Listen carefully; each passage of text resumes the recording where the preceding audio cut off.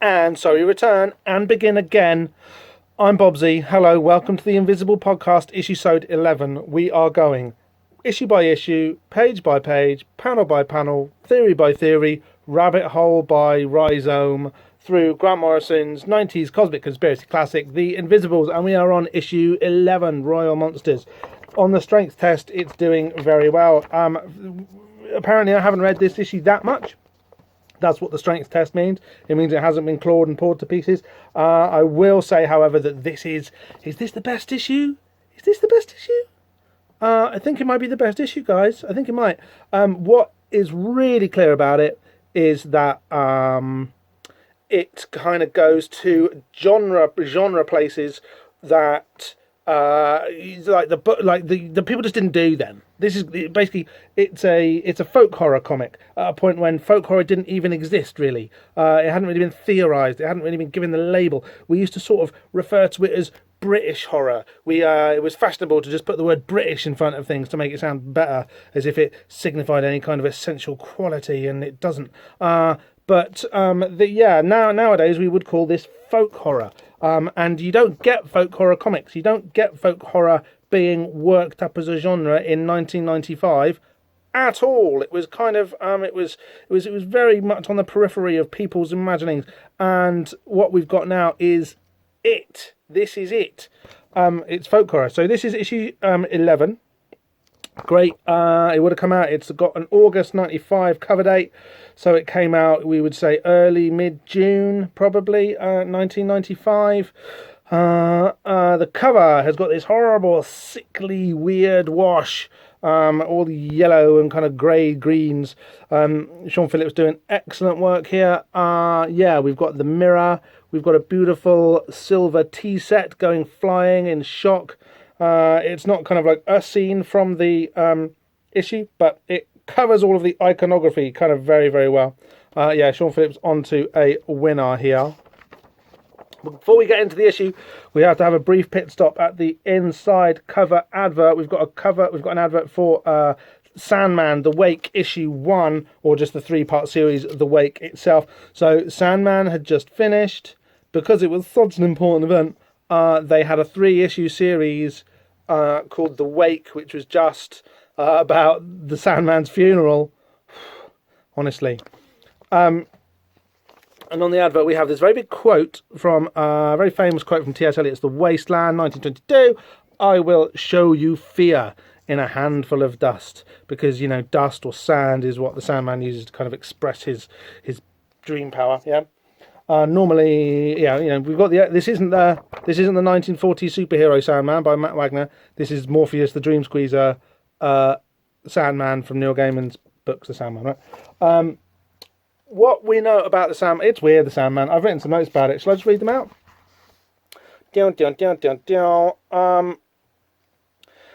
It is something to talk about another day. It's something to talk about another day. But this Eliot quote, which is about Eliot's fear of modernity and the death of, and his fear of the death of white supremacy. Eliot was a dick, basically like a posh Lovecraft. But anyway, Sandman, the god of dreams, died. Yeah, okay, that's it. So basically, what happens is, So the premise of Sandman is that during the 20th century, dreams were gone, or the kind of the embodiment of dreams, which made dreams healthy or kind of part of the cosmic order, was gone, was imprisoned by some British magicians, and stuff. And I think the implication is meant to be like, while the kind of the master of dreams was absent, kind of like the 20th century happened, because dreams were kind of unfettered, and we got Nazism, we got communism, which was just as bad as Nazism. It wasn't. We had these kind of ideologies go rampant while the Lord of Dreams was absent and unable to unable to kind of control them or kind of keep them within his kind of cosmic kingly kind of retinue. Then in the 90s, after the Berlin Wall falls down, and as we enter the end of history, the Sandman escapes, and he has all of these and he has to kind of pick up the rubble of his kingdom, and stuff happens, and that's kind of like the story of the Sandman. And then at the end, he dies. Spoilers, sorry. He dies for kind of crimes against Orpheus, again, who's we're going to bump into later in this issue, who was his son, and kind of also like kind of Orpheus kind of invented art and magic, right? The Orphic hymns, etc. And then he dies, and he's replaced by a new version of the Dream King called Daniel, who basically represents kind of like the optimism of the 20th century, or more technically, and certainly within the frames of reference that we've been used to while we've been discussing the Invisibles lately, it means the internet. Literally, it's amazing how everyone thought the internet was going to save the world, to the point where Dream itself, our understanding of how we have ideas, disappears to be replaced by this younger, fresher, more human, actually, version of itself. Digital Daniel, there's a certain kind of Gaymanian reference and resonance across the two words there, I think. But yeah, that was kind of the premise of the Sandman. That was what it was about. That's what, and it was hugely popular, and still is. It's one of the most influential popular texts of the early 21st century. It's really and it's quite bad. It's quite naff. It's good. We're not going to get into the whole gaming thing. Every week, every episode, we say we're not going to get into the whole gaming thing. But I have just told you what the Sandman is about, and why it's quite a weird book. Not weird meaning good. Let's get into weird meaning good. Page 1 of this issue. I never ask about the meat. The carcasses look vaguely recognisable, and I suppose they could be anything, but I never ask. No, not could be anything. Human bodies. Obviously human bodies. 3 times a day, he takes human bodies to be eaten by the monster. So this guy who we see first in panel 1, he's not our kind of main character protagonist. He's the butcher who cleans up these human carcasses, kind of blesses them within an inverted pentagram, and then gives them to our hero who's here in panel 2, who sticks them in that comically big cloche and wheels them in to the monster room. 3 times a day, so we're talking about 1,000 people a year. The monster eats about 1,000 people a year. I've been here 6 years now. The key. So our guy Jeremy Sutton, who's our hero, who we're going to be with. Not hero. He's our main character, who we're going to be with.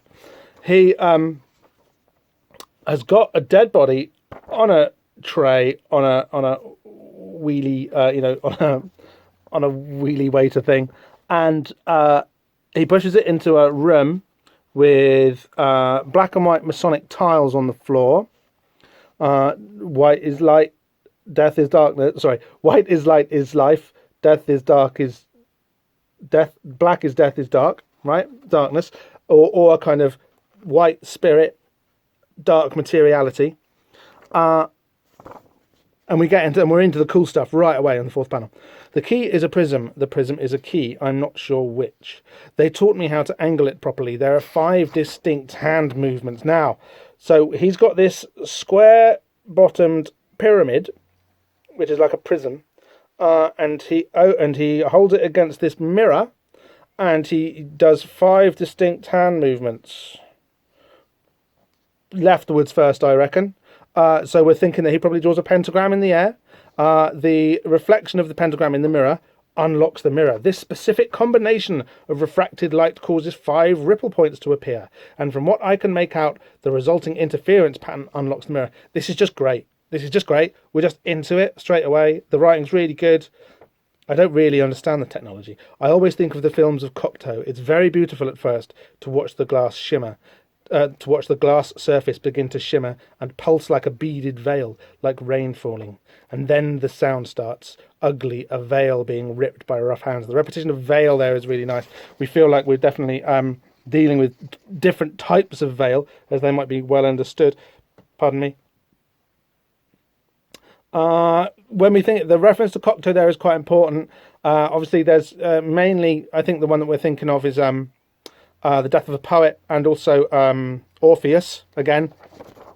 Right, we're right into it. This issue, the coincidences and the trains of stuff wrapped up in the fabric of this issue when you take into account the adverts and stuff as well, is really strong, even though I've ignored some of the adverts because I'm lazy. But the Cocteau stuff is really important because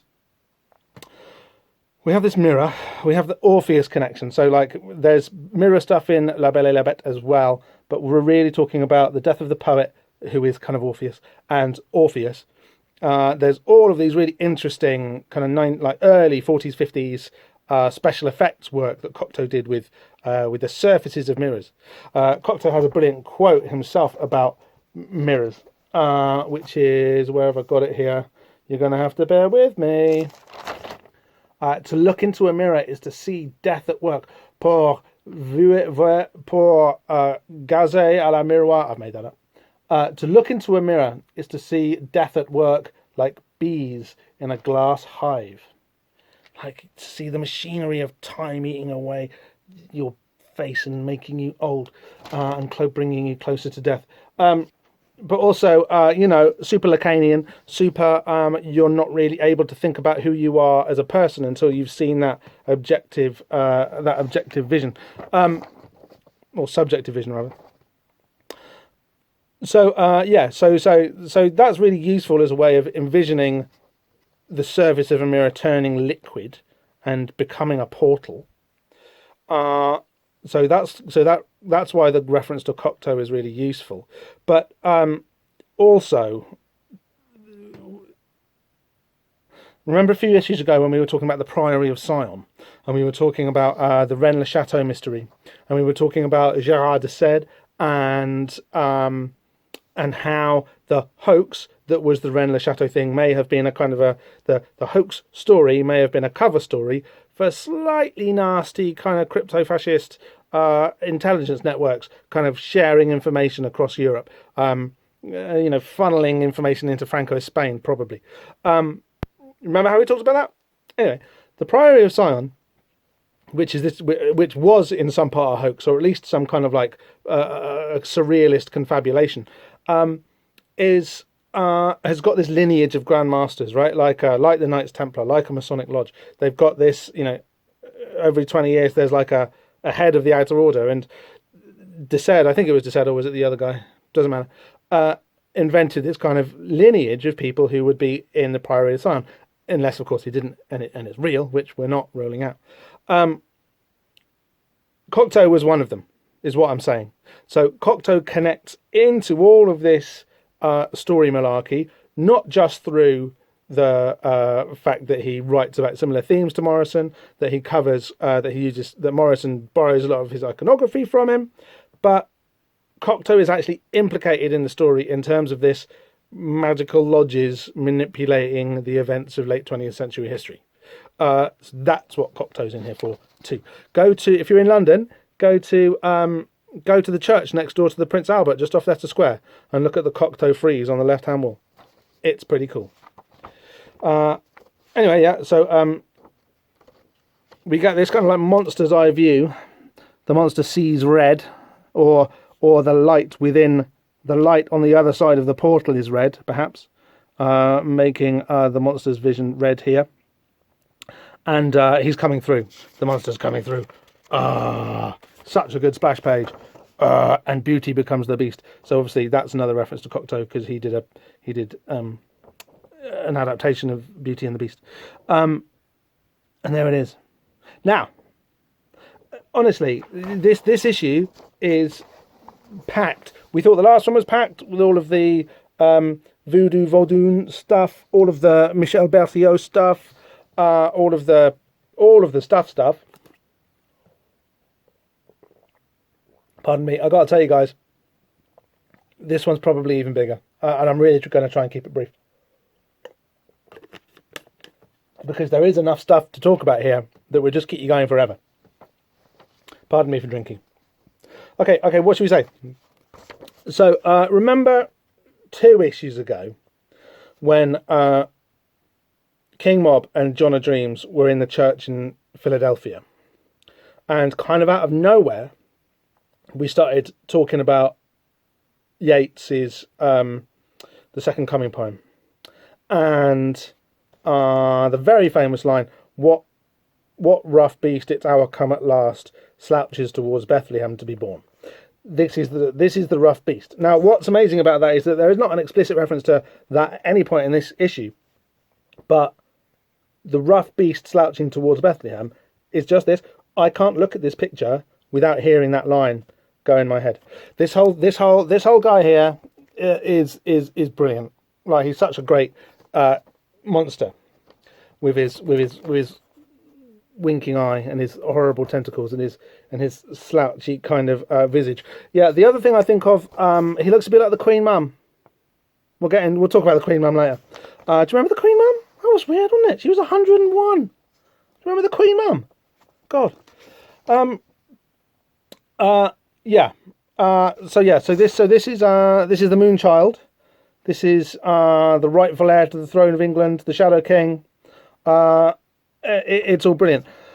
You may also think, when you look at this guy, you may also recognise him from the video for David Bowie's Black Star song, R.I.P. Dave. This guy, watch the video through again. You probably have seen it before, but watch it again.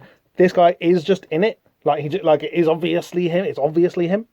And obviously the internet thinks that the internet's got a theory.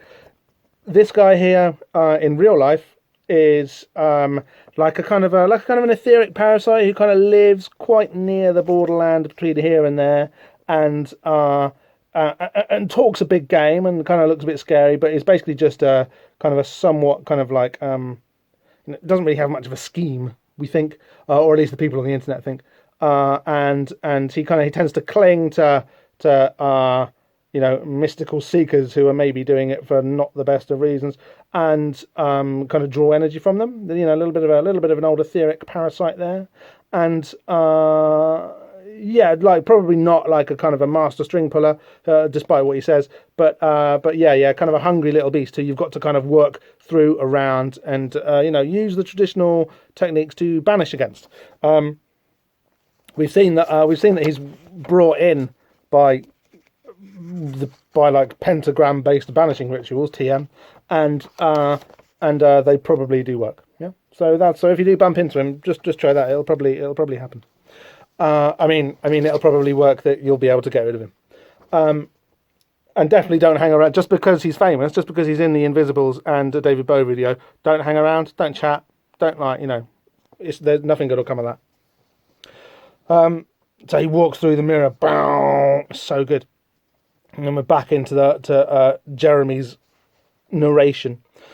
The smell is I just think this is all really well written. The smell is beyond appalling, and there's noise from beyond the mirror door.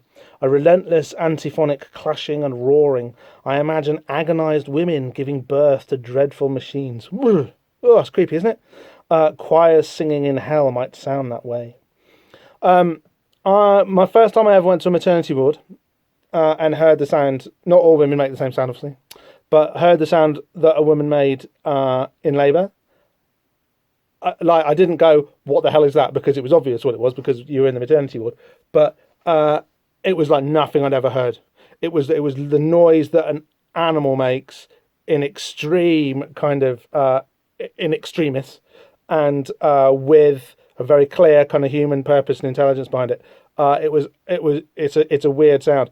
To have that, giving birth to dreadful machines. This guy here, as we've just mentioned, is a dreadful machine as much as he's an individual, obviously.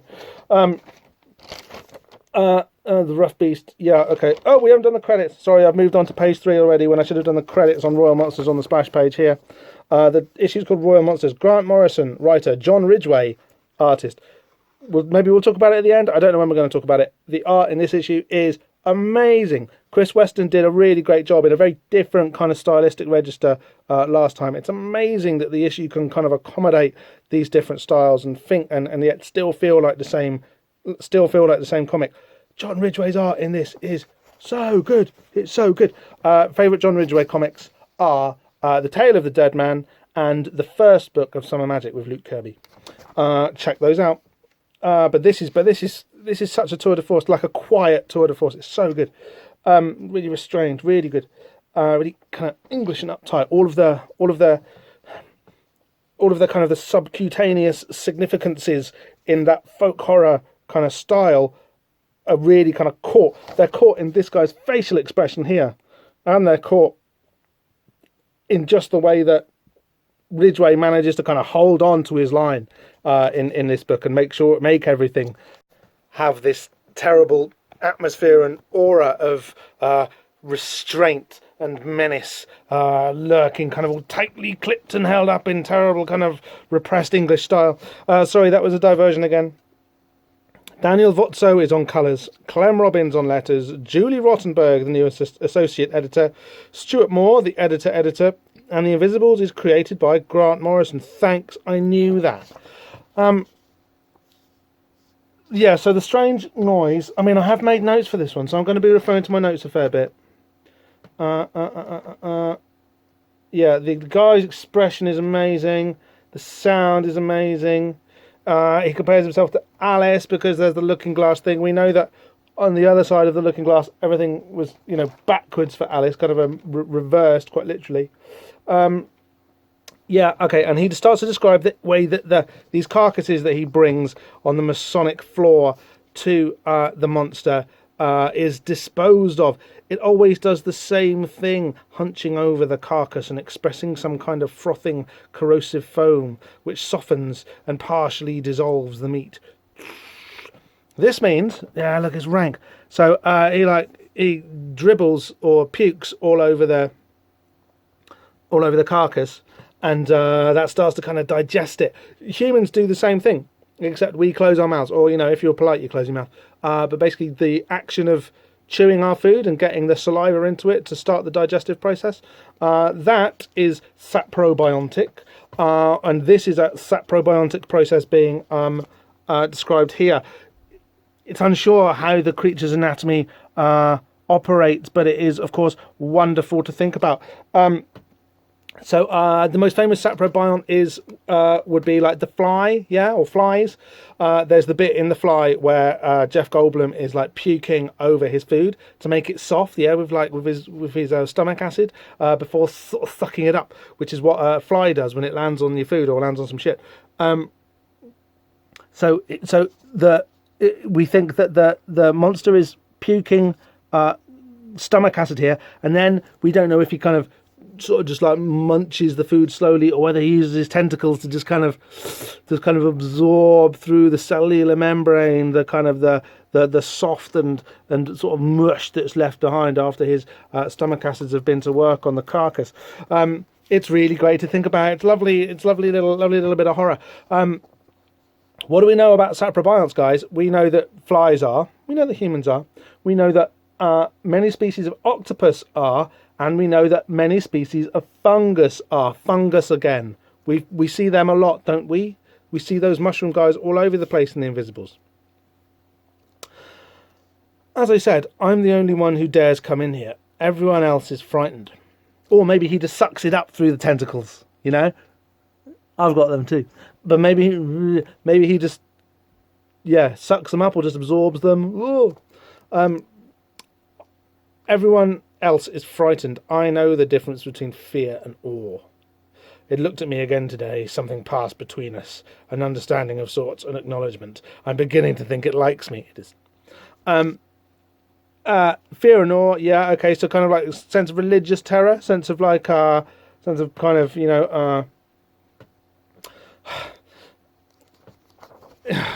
it's so tricky. It's so difficult with like folk horror to know when to start talking about class, right? Is the thing that he feels here? Is it the kind of the pure form of what the slave is supposed to think of the master, right? Just a short note on while I'm kind of maybe reading a bit of this guy's narration, which I might be doing quite a lot in this episode. Do we think that Jeremy Sutton is Scottish or English? Something about his bearing and his written diction says English, but I think most of the textual clues say that he's Scottish. He seems, it's amazing, right? But it could be that Scottish people are just as fucked up as English people are. Just as worthless. Controversial. We're all the same, guys. Over the page, we're on to page 4 already. Oh, maybe this is happening quite quickly. Page 4. Brilliant. This is great. we meet the baddie. This is Sir Miles. He's the baddie in The Invisibles. I'd forgotten. We're 11 issues in, and we haven't met our baddie yet. Maybe we have. Maybe he's the guy on the phone to Orlando. Maybe he's even the guy who looks like he could be Orlando on the phone back at the end of issue 2, I think it is. When Orlando's first introduced via phone call, the person speaking to him on the end of the phone is probably Sir Miles. So we have kind of met him before. But we're 11 issues in and we haven't met the baddie yet, and I'd forgotten that he's even in it. Sir Miles is, and he shows some signs of it in this issue, but as things go on, he's such a good baddie. He's such a good baddie. I love it. He's so strong and arrogant and cruel and just such an asshole. It's brilliant. He's in his roller heading up towards the location, which we'll get to in a minute. Did you know that you can't really see it, it's just tiny. Did you know that the angel thing on the front of a roller is called the Spirit of Ecstasy? Did you know that? Which is a bit like, and it's kind of the Spirit of Ecstasy is driving all of the Invisibles, if you think about it, isn't it? That's clever, isn't it? He's rocking up in his roller. Last night, at my birthday party, when I blew out the candles on that hideous cake, I made a wish, Tarquin. Do you know what I wished for? I wished that one day soon I would find myself in a quiet basement room, far from anywhere, with an open razor in one hand, a blowtorch in the other, and King Mob tied to a chair in front of me. Pay attention. Miles has strong wishes. Harmony House destroyed, dozens of our people killed, and now this latest debacle with Orlando. And they got to the McGowan creature before we did. Interesting that he thinks of Dane as a creature. Dane is obviously low class, and we know that Sir Miles doesn't like people. Well, we will find out that Sir Miles doesn't like people from the lower orders. Although you can tell that literally already. That's just clear just by the way that just by the car that he's sitting in. He's drinking brandy, but he also thinks that Dane McGowan is important, right? And then this other guy who is with Tarquin pops up. Tarquin is again brilliantly drawn by Ridgway. His lack of chin there is that's what happens if you bang about with your cousins too much. Sorry guys, it's a classic feature of the English upper classes there. But you said they were gnats, Sir Miles. I distinctly remember you saying they were gnats trying to bite an elephant. The reason that we think Tarquin is called Tarquin is because of Modern Parents, yeah? That's a Viz reference. Now, at the time, this is 1995, remember, Viz is probably a couple of years after the height of its success, which was kind of a little bit earlier in the 90s. But at this stage, Viz is still the biggest selling comic in the country, in the UK, by miles. It was around 91, 92, it was shifting like 1 million copies a month. There would be 2 in every classroom, in every school in Britain. And then the students on top of that. And then, plenty of grown-ups, well, some grown-ups too. But yeah, Viz was enormous. Like, Viz was huge. And one of the longest running strips, which is like a parody of new age parenting, is called The Modern Parents. And The Modern Parents had a kid called Tarquin. And Tarquin is much more steely and materialistic than his kind of abusive parents. Basically, they're the way that they express their their lack of restriction is monstrous and abusive, and sexual sometimes. They're like the Modern Parents are like what the baddies think the Invisibles look like, right? It's also made very clear that one of the Modern Parents, the dad, he's posh. He comes from a very wealthy background and was going to be a Tory councillor, like Sir Miles basically is, or MP, whatever, before he met, I can't remember her name, Henrietta or whatever, before he met his wife, the other Modern Parent. This is like what happened to their son Tarquin afterwards. Do you remember Big Dave, who appeared on the back of the gangster's jacket in the previous issue? Big Dave, I was thinking about this. Big Dave makes sense if you think of him as being Grant Morison and Mark Millar trying to import a bit of Viz juice into 2000 AD. That if you kind of think of it as being like, all right, yeah, that was in the air at the time. How would they do a Viz strip for 2000 AD, Big Dave kind of goes, right, and makes a lot more sense. I don't think it was necessarily a deliberate move on the 2000 AD editorial team's part to head in that direction, but it definitely, once you kind of remember that Viz was in the air, Big Dave's kind of like pushing it level makes a lot more sense. Also, it's worth remembering, with reference to this issue, that Princess Di was a character in Big Dave too. This is a thing that Morrison was on about at the time, right? Okay, right, this is great. There's another great moment here. Stop reminding me of things I once said, Tarquin. My God! The Invisibles don't matter. After this weekend, after the coronation that is to come, listen, the world will be a very different place. No world for gnats, eh? What kind of world could they be talking about? And this is why we're doing this issue by issue rather than using the trade paperbacks, because the adverts are helping tell the story. These kind of serendipities are there. They're absolutely there. So for those of you who are listening along rather than watching, perhaps, it's important to note that after Miles and Tarquin are talking about the nature and character of the world that is to come, so like the baddie mission, what they want, we get this full page shot of Judge Dredd's face. Sylvester Stallone dressed as Judge Dredd. This is an advert for the first Judge Dredd movie, which, as we could see, was coming out on June the 30th, midsummer. Most of the film, he hasn't got his helmet on because he sliced Stallone and he wanted to show his face in the film.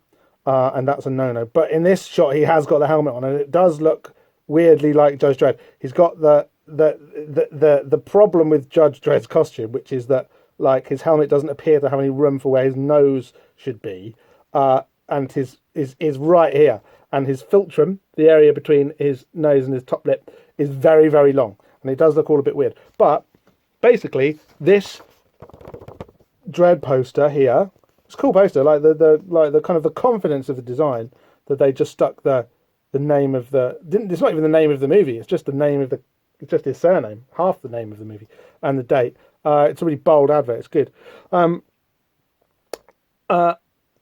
This tells you, so the world that Sir Miles and the baddies in the Invisibles want to create is Dredd's world. Now, what is Dredd's world? It's a police state taken to, it's a post-ecological collapse police state taken to the ultimate degree. So what's interesting about it is that Dredd's world isn't, it's not capitalist world anymore.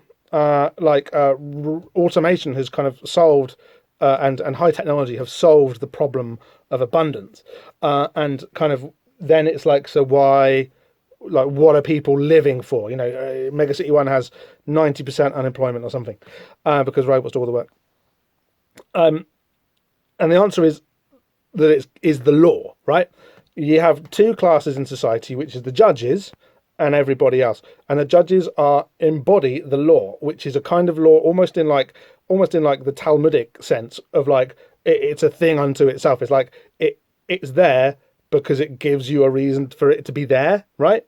The only thing that makes any sense in Judge Dredd's world is the law, because it creates a relation for people to exist in. It just sort of says all you are is a subject for the law to sort of deal with, yeah, to sort of command.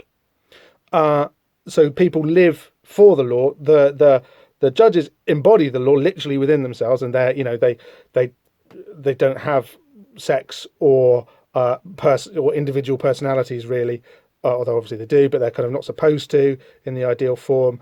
And they embody the law, and the rest of the human population, the rest of society, is just there for the law to fuck with, basically. They only count or matter insofar as they intersect with what the law says they're allowed to do or not do. And the things they do or not do, the kind of the things that give them pleasure, are absurd things like washing up. Like washing up is a hobby, in a popular hobby in Mega City 1, where Dredd's rule is law. And this is a global system of governance. Humans don't have any reason to exist but for what the law says they can do. There's no further purpose or kind of or sense of like progression in society beyond that. And also really important,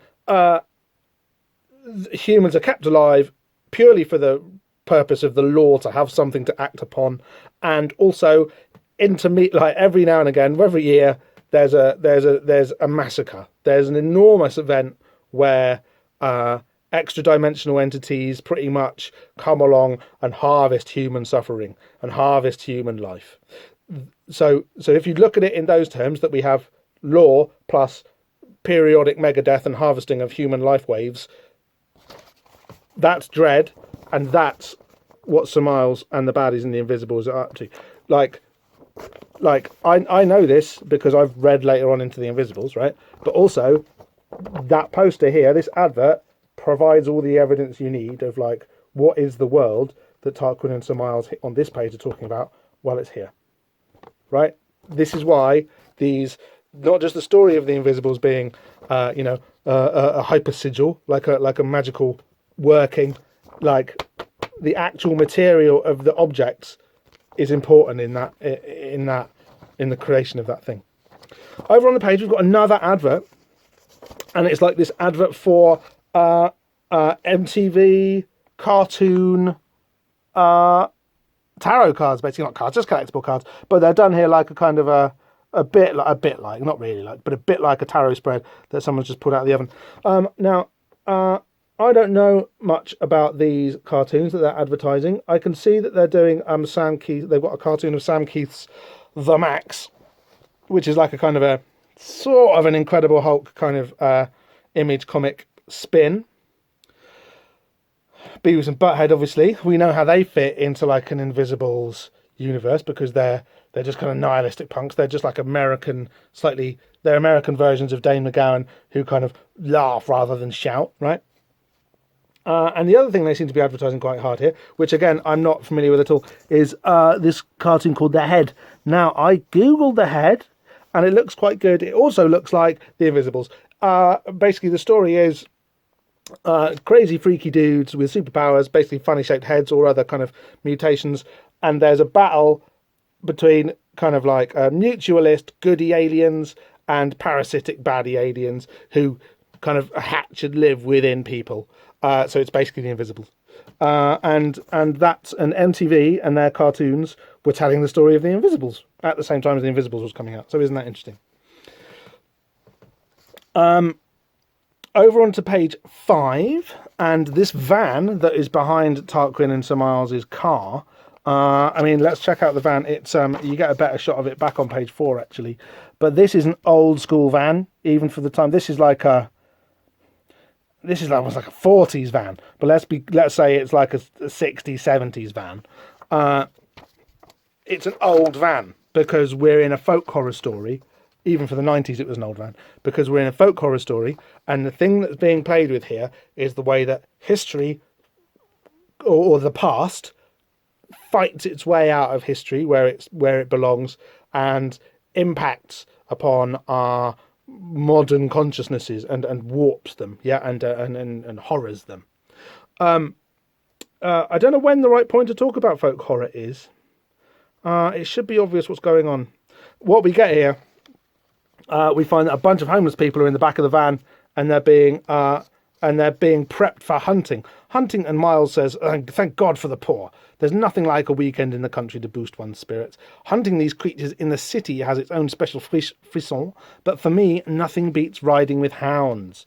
So, do you remember the hunters in issues 2 and 3, who King Mob and Co dressed up as? The real ones are Sir Miles and his buddies. Now, Sir Miles definitely wasn't one of the ones that we saw then. There wasn't one who looked enough like Sir Miles to be Sir Miles. But the baddies, we'll call them because they're the baddies. They're the ones who do this city hunting, but they also do it old school out in the countryside. And you start to see the folk horror tropes kind of clicking into place here with this kind of like monstrous burlesquing of rural tradition impacting the very modern spectacle of sorry looking and unfortunate kind of homeless punks, crusties, if you like, crusties. Gosh, what shabby specimens. It's heartbreaking to see such neglect and deprivation. I am looking forward to doing my bit in helping reduce the country's unemployment figures just a little. Now,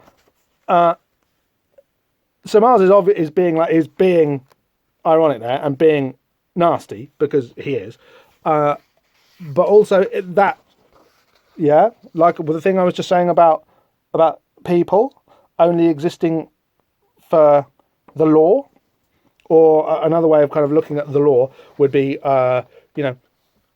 official figuring, official abstraction. So, i.e., the country's unemployment figures. Yeah, so it does fit. I'm not going crazy with this. It fits. Maybe I'm going crazy. I'm not. Oh my goodness! And then we're on to page 6. Page 6 is the page. Page 6 is the page where it all gets very, very heavy indeed, guys.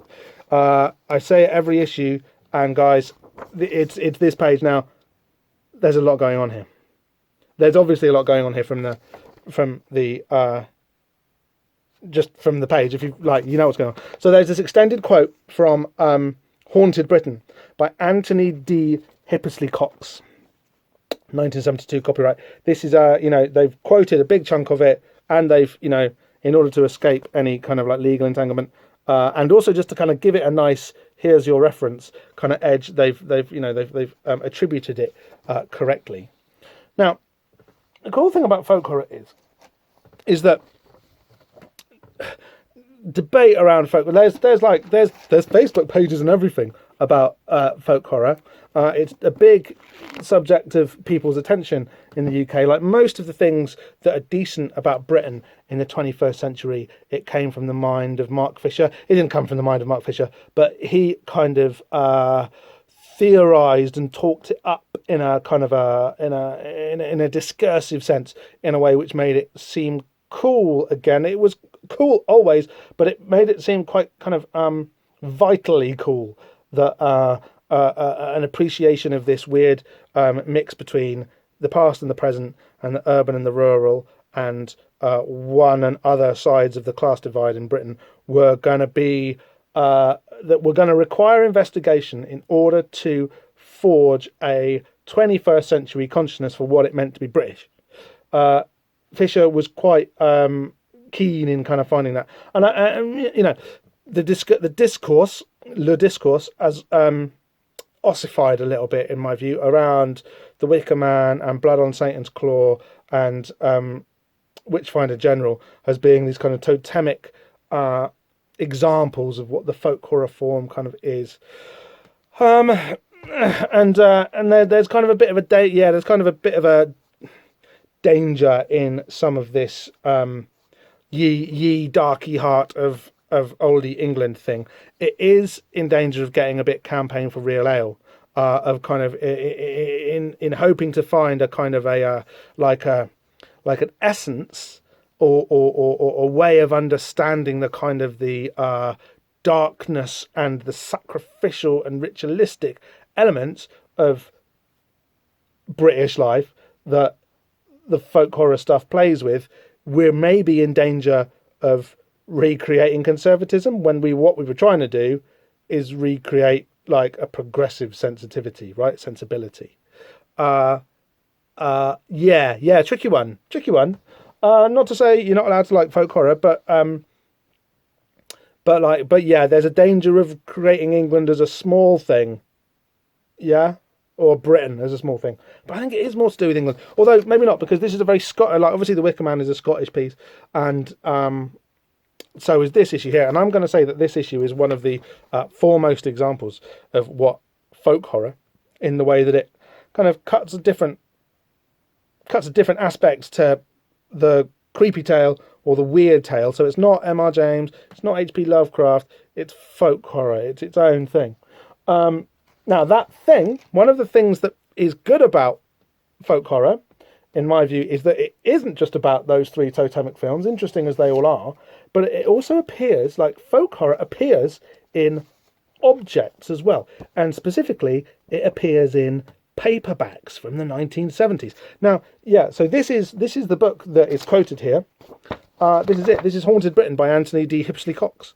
A Guide to the Supernatural in England, Scotland and Wales. It's by Pan. It was published in 1972, and it is literally folk horror in your hands, right?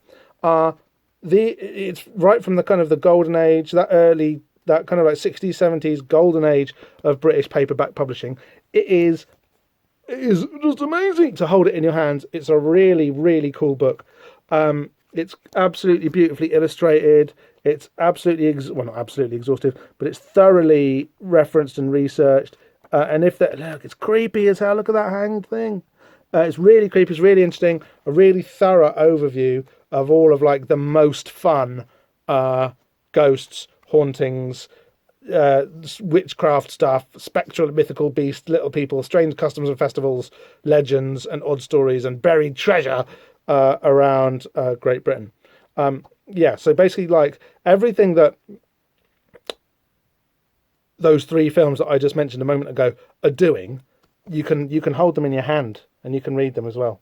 And you know that 70s hauntology piece and the folk horror piece, they're slightly different things, but they definitely intersect, and where they intersect is in this book.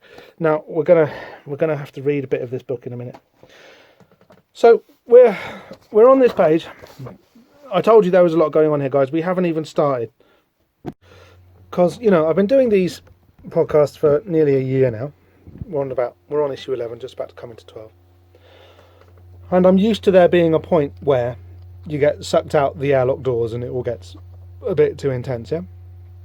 And that's the point where I normally say there's a lot going on here, guys. I thought I had a handle on this page. I had the book. I knew I could chase down this reference. I knew I could build on it because in the book, this section about Glamis Castle is quite a bit longer, and the stuff that Morison leaves out of that reference are kind of done so.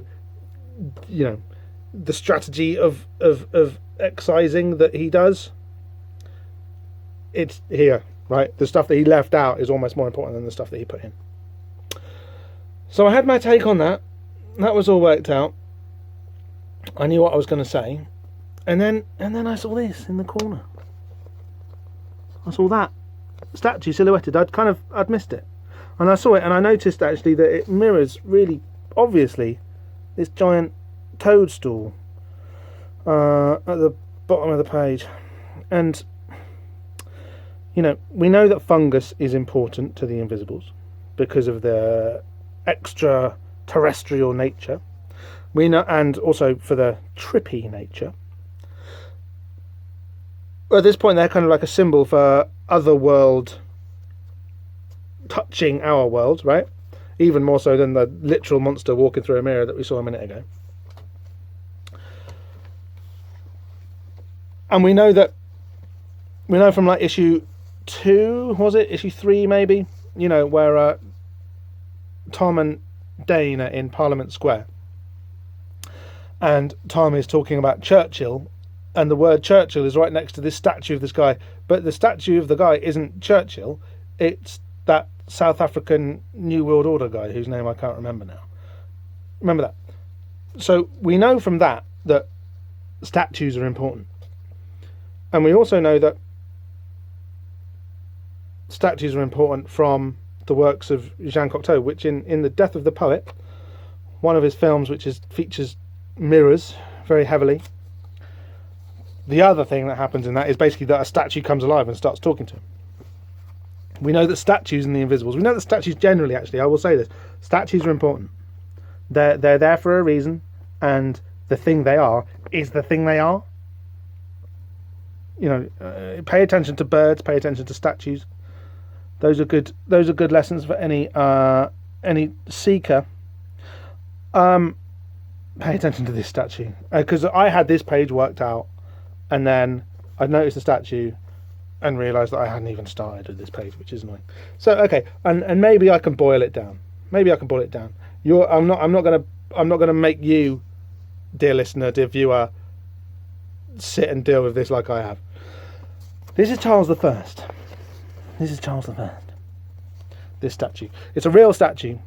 outside Glamis Castle. There used to be 4 statues of 4 Stuart kings. Now there's only this one left, and James the Sixth, I think. James the Sixth of Scotland, James the First of England. The one who basically brought Great Britain, or the United Kingdom, into being. Obviously, there was the whole Glorious Revolution stuff that happened, but it was James the First who sort of first unified England and Scotland and made Britain, Great Britain, the UK, like a thing.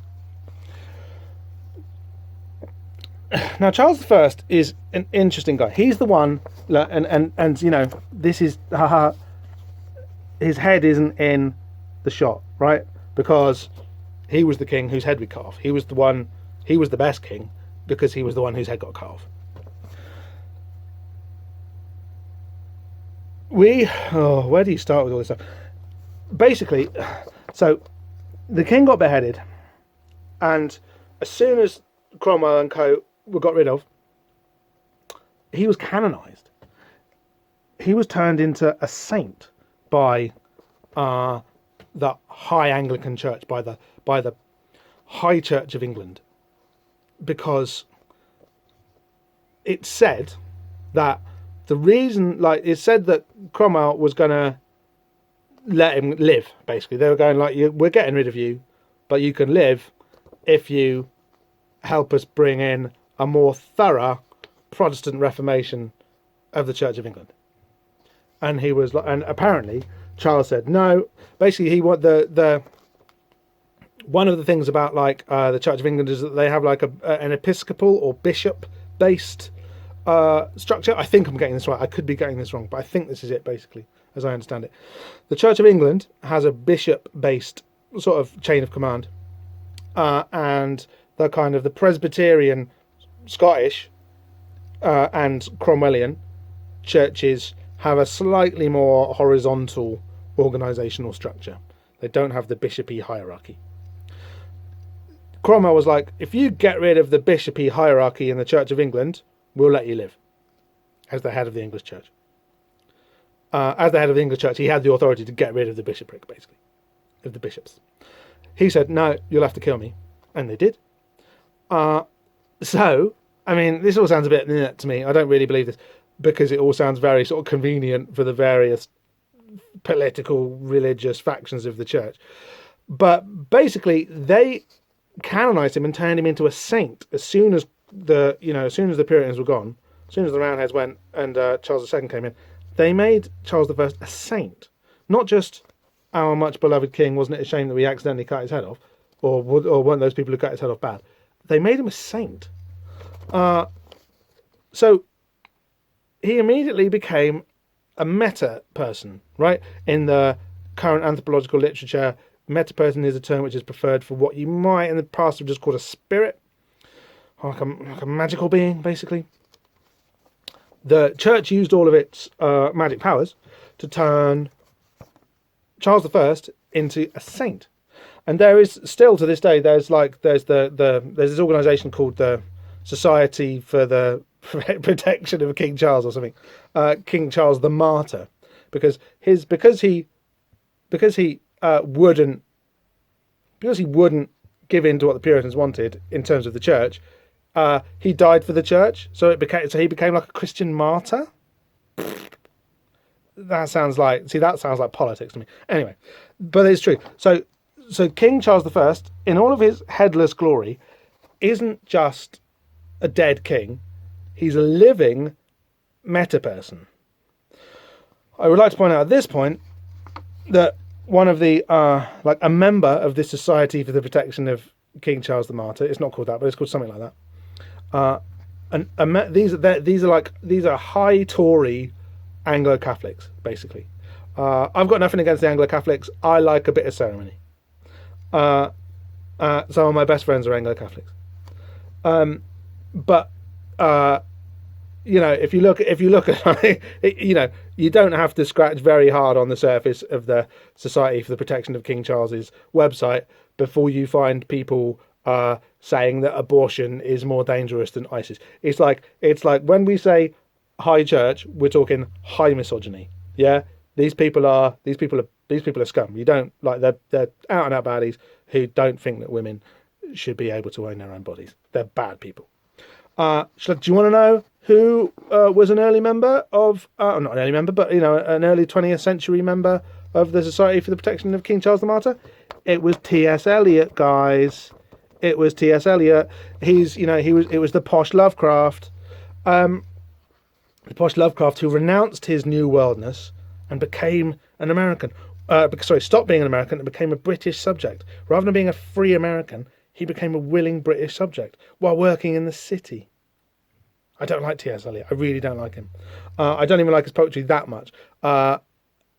It's obviously kind of clever, but it's obviously written by a uptight guy who's like way too fond of himself and hates women. It's like not into it.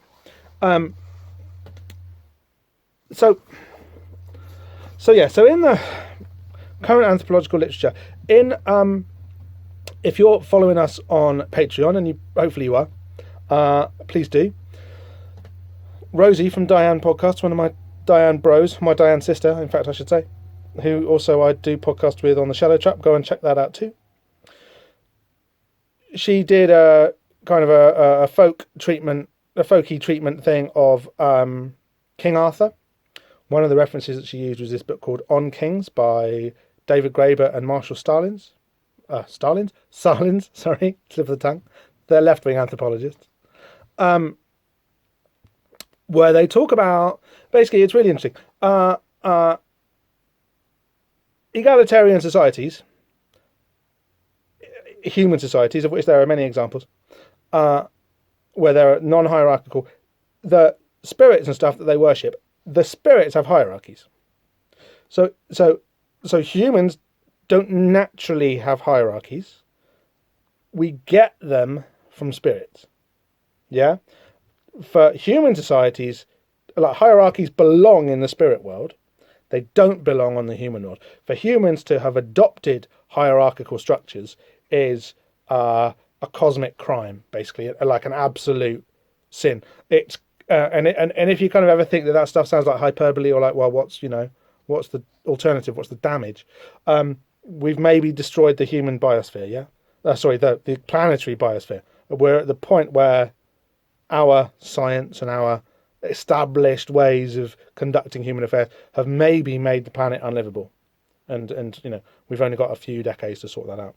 But that's why when we say the cosmic order has been overthrown and it's a sin, not a sin, I'm not, but like a cosmic catastrophe. It means that we've maybe destroyed the planet because we've decided that kings, rather than belonging in heaven, belong on the earth. The king becomes a meta person, and they got the idea for kings in the first place from spirit contact. That's the subcutaneous text beneath this issue, regardless of all the class politics stuff, regardless of all the folk horror stuff. The nub of it, the secret here, is that kings don't belong. Human societies should be egalitarian. The concept of monarchy, of kings, is an alien invasion into human life, which has maybe destroyed us. Is what I'm saying. Is what this comic is saying. Because look, here is the king. Back to the Moonchild monster. Yeah, it's like a theory of monarchy that says this is a cosmic travesty. This is like a universal awfulness which we've done to ourselves, or has been done to us by malignant beings outside. Malignant beings who maybe are fungal in form or were accessed through the form of fungus. Yeah? That's only half what's going on this page. That's only half of it.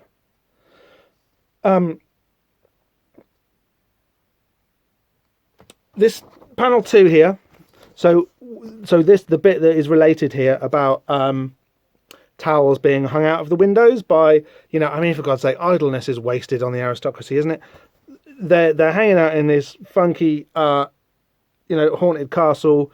They've got all the money in the world, and they go, I know, let's hang towels out of the window and go and look and see, because that sounds like the best way of working out whether there's a hidden room, is by assuming that it's got a window, and that if we hang a towel out of every window and we walk around the outside of the building and we see a window that hasn't got a towel in it, that's the secret room where they keep the monster. Like, honestly, how fucking thick are these people? That's not the best way of doing it. What I do really like about this panel is this eerie shot by John Ridgway of the towels actually flapping out the window, like little rags of ghosts kind of feeding on the malign energies on the surface of the outside of the house. It also recalls nicely the kind of the burlap sack ghost effect that makes a sound not unlike, let me get this right, not unlike agonized women giving birth to dreadful machines in the adaptation from the 60s of Oh Whistle and I'll Come to You, yeah? The black and white thing with Michael Hordern, directed by Jonathan Miller. You know the one. That's the problem with some of the folk horror stuff is that it's pushed out. It hasn't pushed it out. Everybody knows, everybody loves and watches that Oh Whistle and I'll Come to You thing. I mean, I watch it every Halloween, don't you? But these little rags of towels are like the ghost in that. And by the way, it is spooky season. It is. I'm recording this at the end of September, and it'll be released in the start of October. October is spook season, obviously. So, and this has fallen very nicely for that because we're talking about folk horror, which is the spook, which is the kind of horror that you should be watching at Halloween time, really. And it's got this nice little visual echo of Oh Whistle and I'll Come to You here. The other thing I'll say actually serendipitously about what this issue is doing is that we're in Britain at the moment. We're going through this political Brexit thing. Since the last episode, Parliament was prorogued and then unprorogued in the Supreme Court. We've got a guy who looks a little bit like this, a little bit like a rough beast slouching towards Bethlehem. That guy does look a bit like Boris Johnson, with his hair, tentacles.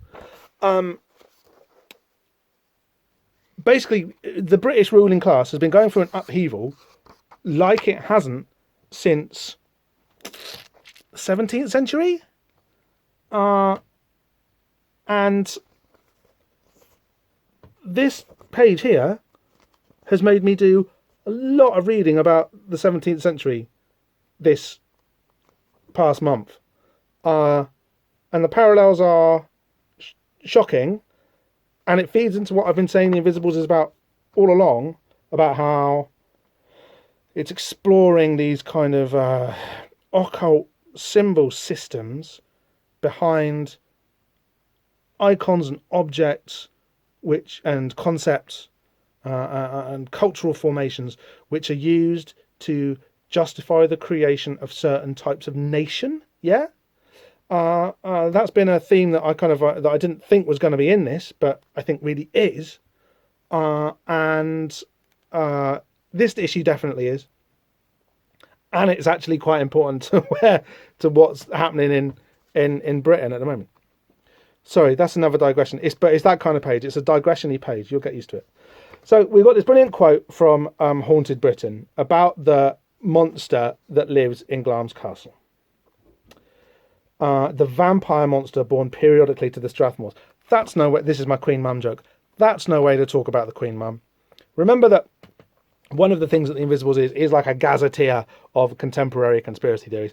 Now, there is literally people think that the Queen Mum was an alien shape-shifting vampire. So the idea that the vampire monster born periodically to the Strathmores is referring to the Queen Mum, and she's mentioned again in a few panels on from this.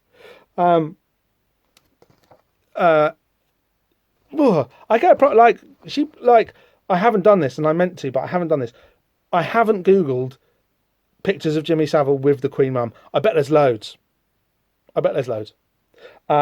the Queen Mum scared the shit out of me when I was a kid, even more than Jimmy Savile. She was obviously very evil. She had extremely evil vibes. So they talk about the monster, they talk about the secret, they talk about the ghost book of Lord Halifax. Again, see, this is maybe a thing about folk horror which isn't kind of talked about, but like this ghost stuff, it's very un-English. It's very un-Anglican. It's very Catholic. And Lord Halifax, who wrote this very famous ghost book about all of these ghosts that live in haunted houses, kind of like a 30s version of this. Very readable in its own right, like very recommended if you're into ghost stories. Check out Lord Halifax's ghost book, because it's all true, but he describes things in a very sort of kind of gossipy way. It was really fun. Lord Halifax's ghost book is really good. But it's very un-English. It's very like trying to reintroduce this feeling of the reality of meta persons pushing into the way that English society sort of happens to itself. All of these things. The dreams of an archbishop's wife about the blue room passed through a locked door. See, the sentence construction is quite tricky here. There's so many people having dreams about iron and stuff, having found lumps of iron and giving them to what's it called, Earl Breedy. So one of the let's get onto the quote here from Haunted Britain. So this is the bit I was saying, the stuff that Morison leaves out of that quote from the book. The stuff that he leaves out is even better. So all the stuff about Lady Elphinstone, the Queen Mum's sister, being very frightened as a young girl of the sinister atmosphere in the room where Duncan is said to have been murdered. Right? This is all classic royal family nonsense. Duncan wasn't either in Macbeth or in real life. Duncan wasn't murdered in Glamis Castle. Macbeth wasn't the Thane of Glamis in real life, but he was in the play. What Shakespeare, I think, is doing there is talking about the thing which I was talking about just a minute ago. Macbeth is a fairy king. Yeah? Macbeth, he makes his Macbeth, who is obviously not the real historic Macbeth, he makes him a fairy king by making him come from Glamis. He's drawing attention to this continuity between the upper realms and where we live that is a blasphemy in a way, right? That cosmic sin I was talking about. It's a very royal family move, because the real Duncan wasn't murdered in Glamis Castle. He was, in real life, he wasn't. He was killed in Moray in a battle. He wasn't even killed in the play in Glamis Castle. That was in Macbeth's other castle in Inverness, which is 100 odd miles away. Not far from Moray, but next to it. So Duncan wasn't murdered in this room where Lady Elphinstone got scared as a child. This is just the royal family, the Windsors, the Saxe-Coburg-Gothas, buying into their own bullshit. Or the Lyon, basically. Oh my God, that's the other thing. So the Queen Mum's family, where do they come from, guys? They're basically French royalty who kind of came over to Scotland not long after the real Orlando. Maybe a couple hundred years. But which doesn't seem like very long from here, does it? So this aristocracy is French. You know how, for some reason, we're just talking about French aristocracy all the time in The Invisibles. This is another strand of it here. I'm not making this up. The Queen Mum's family are the Lyon family. The Earls of Strathmore, who have the horrible monster and the family secret at Glamis Castle, they're French, if you go back far enough. Not Scottish and not English, they're French. Okay, so we're going on. This is more from from Haunted Britain. The latest theory I have heard is that the secret, so the monster, which we can we're all grown up, so we can say maybe the monster isn't real. the latest theory I've heard is that the secret is documentary evidence which incriminates Mary, Queen of Scots. This would be incriminating evidence about Mary's part in the murder of her husband, for which she was eventually hanged, burnt, can't remember, killed. That was how they got rid of her. Or was she just imprisoned? I can't remember. But anyway, they got Mary, Queen of Scots, out of the way for a good old long time to stop her from, challenging for the throne of England. And the thing that they got her for, which she probably was guilty of, was plotting to kill her husband, who was an asshole. I think the other guy that she was shacking up with, he was an asshole too. Everyone's an asshole in these stories, especially, everyone's an asshole, especially the Queen Mum. I don't know why I've got it in for the Queen Mum all of a sudden. Whatever it is, it remains a mystery. The legend of the monster, see, this is probably why there's a legend of the monster, is to overshadow all this other stuff, overshadow whatever it is that they've got in the vaults that pertains to Queen Mary having killed her husband. The legend of the monster has rather overshadowed the ghost of Janet, wife of the 6th Lord Glamis, who was burned to death at Castle Hill in Edinburgh in 1537 for witchcraft and plotting to poison James V. She haunts the clock tower. Okay, there's another... okay. James V. James V wrote... James V was like one of those poet kings, right? Kind of not as bad as James VI, who was a mad guy for killing witches. A very bad guy. But James V had his go at killing witches as well, including his stepmom or something, Janet, who maybe tried to poison him, but probably didn't. She was just kind of in the way that these things go. James V, right? He was into poetry. And we know that poetry is really important for how these, nation spirits are formed. Where they get their power from and all that. Oh no, I've just lost my place in Haunted Britain. It's going to be a struggle to find it next time. Sorry, guys. James is famous for having written 2 poems. One is called, I've written it down because I remember it. One's called The Jolly Beggar, which is basically a kind of a gentrified... No, it's not. I'm not going to say that because it's not true. But it's a bit... But okay, so The Jolly Beggar is Tom of Bedlam, right? The Jolly Beggar. Where is this? The Jolly Beggar. And I had to write this down because it's a weird Scottish word that I can't remember. And another poem called The Gaberlunzie Man. Gaberlunzie is a great word, but it's difficult to remember. The Gaberlunzie Man. So these are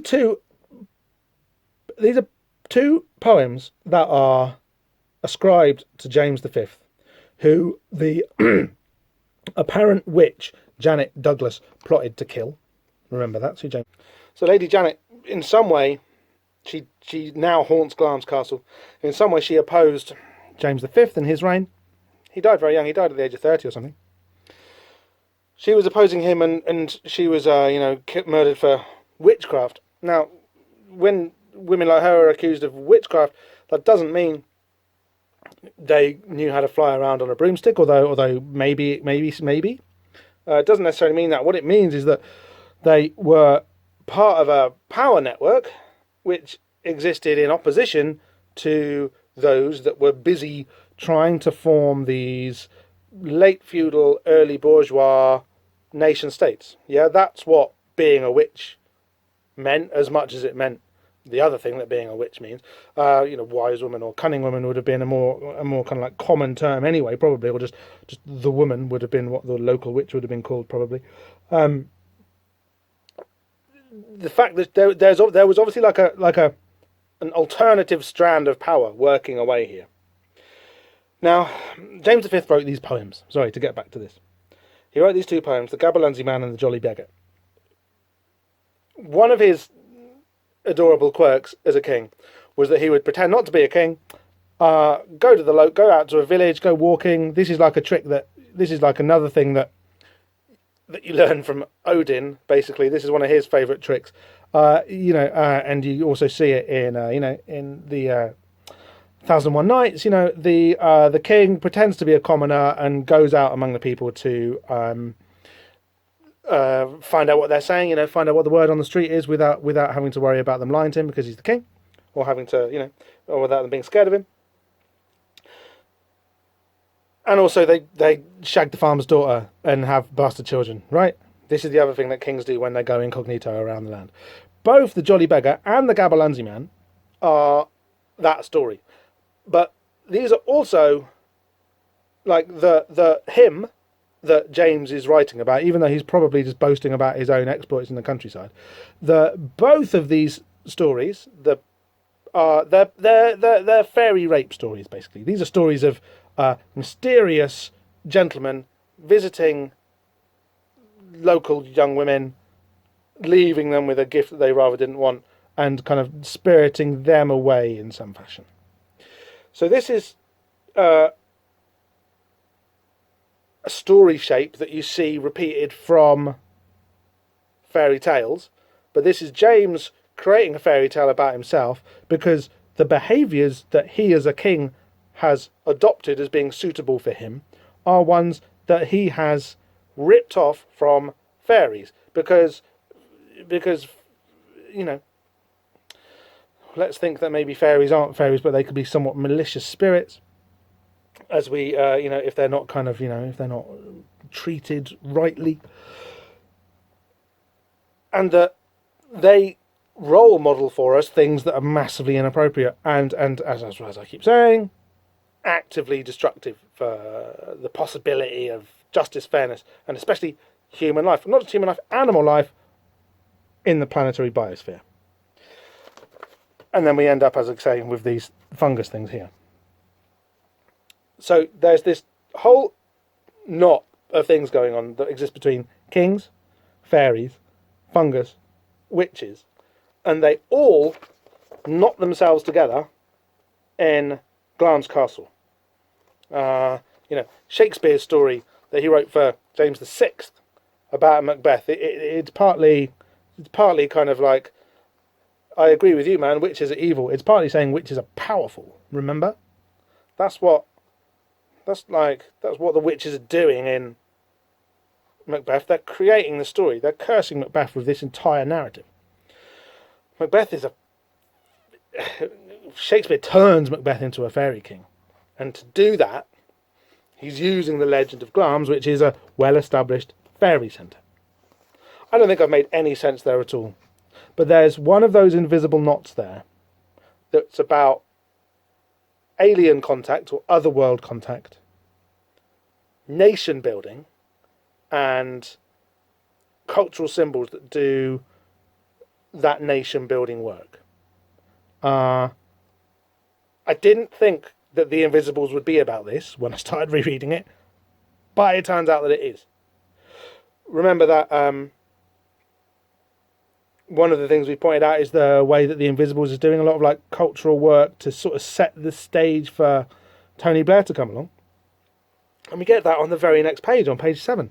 So we've dragged ourselves out of the morass of page 6, and I apologise for being completely insane all the way through that.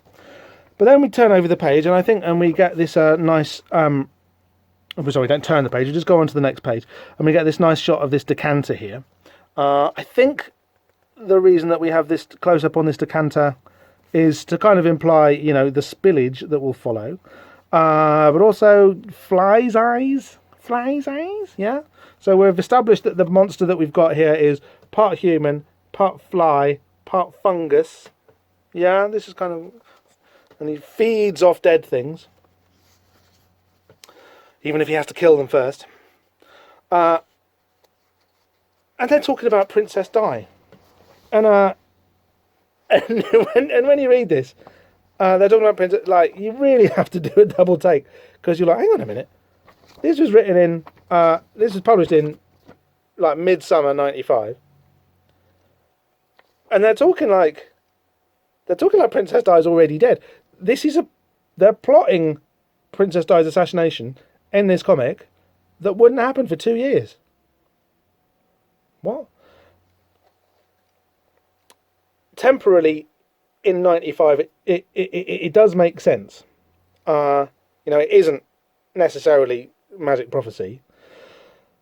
But they were divorced. Like Charles and Di were divorced in like '93, and but they'd been split up for a good long while before that. And at this point in '95, she was creating ever such a lot of trouble. Like she really was. She was kind of brilliant, actually, Prince Di, in a way. I think as an individual, she was pretty messed up, and she didn't behave terribly honourably a lot of the time. Should we say? She was very fierce with her love rivals. Because all's fair in love and war, but also be nice. They're like sisterhood as well. Di, okay. She was creating ever such a lot of trouble. Like she was commanding the narrative. She was driving the story of Britain. She herself was the big story. And if you think about the things that she did, like the visits to the hospitals and the laying on of hands and the removal of weapons, she was acting like, like two things, like a goddess, yeah, like Diana or Athena or someone, like in this way that she was kind of embroiling herself very much in the international system of warfare with the whole landmines thing. She was definitely getting in amongst that, but also just this thing where she would go and visit the sick and make them less sick by her presence. These are powers that are accorded to the Queen. Like, if Princess Di was still alive, she could have very much, and this is before we even get into the Di and Dodi, the all that stuff, the fact that she was carrying a Muslim baby. Before we get into any of that stuff, like she could have challenged the Queen for being the Queen. She could have overseen. If you look at all the stuff that this page is about, the one thing it shows you is that the porosity between who happens to be in charge at any one time at different points in history is extremely fluid.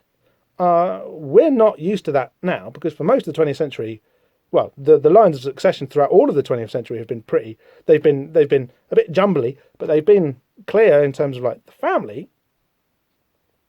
But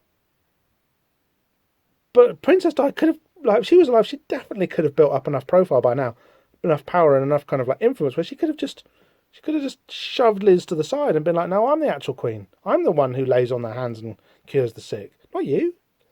Amazing. Or at least the Queen.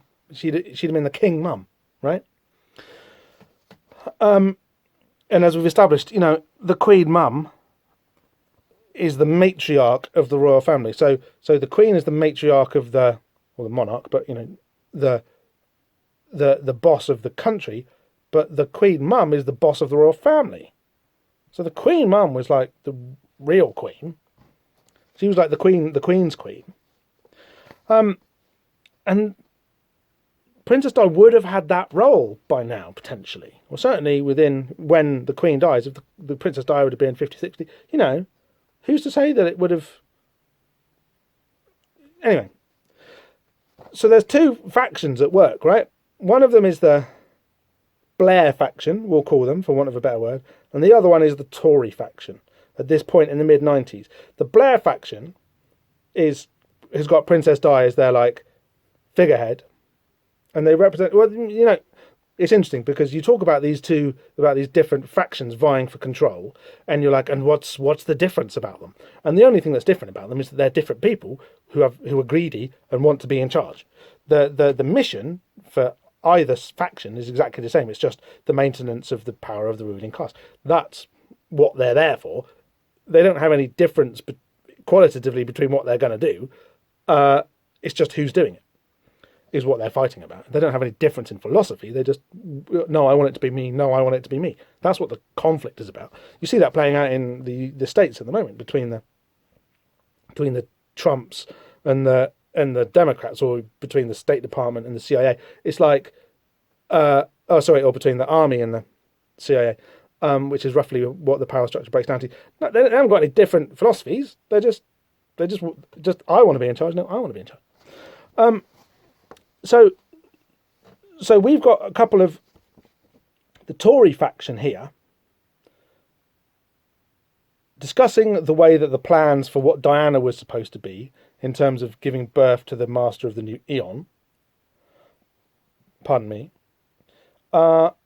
She's gone rogue, which means that she's kind of realised her own power, or is becoming embroiled in this factional work for who we would say are the Blairites. And the Invisibles is kind of on the side of the Blairites, right? Because it's multicultural and it's open and it's not Tory and it's full of optimism and not fuddy-duddy, which is very important to the way that these different kind of currents in British life wanted to frame themselves in the mid-90s. That's all at work here, and we can tell that you know, that they're on the other side, partly because they're obviously just Tories, but do they actually use his name here? Yeah. So Miles calls the other guy here Willie. Now, the Earl of Strathmore back then was called Michael or something. He wasn't called Willie, and he didn't look especially like this guy, who's the Earl of Strathmore. He didn't, and was therefore like the Queen's cousin or something. He didn't look like that, and he wasn't called Willie. So Willie, in this sense, must refer to Willie Whitelaw, who was Thatcher's kind of Home Secretary until he retired after a stroke in 1987. Willie Whitelaw was he was responsible for coining the phrase "short, sharp shock." He was, you know, he he kept Thatcher on the leash in the mid-80s. And people say that after he died, or after he retired because of his stroke, Thatcher began to, because she didn't have anyone holding her back and she became even more Thatcher, she started to piss off all the people around her. She didn't have a tough but sensible, moderate, they call him, I don't think so, you know, a tough, sort of sensible, old school guy who could kind of keep in check her more kind of like ferociously neoliberal kind of ambitions. So after he went, Thatcher kind of began to decline, her long decline. But Willie Whitelaw was Thatcher's boy through and through. He was her enforcer. He was her right-hand man. He was like the stabilising process that managed to sell her into the upper echelons of British power that she wasn't a natural part of, because she was from the, you know, she was born in a petty bourgeoisie or whatever.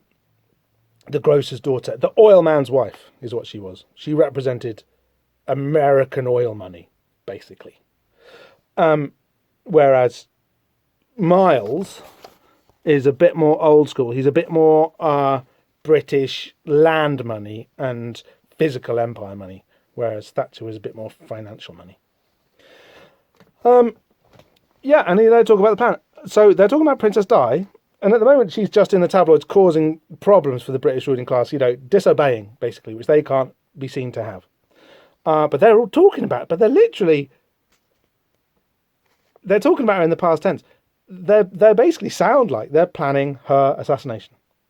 And it's really interesting, actually. I was thinking about this, but I don't know anybody who doesn't think that Princess Di was killed by the royal family.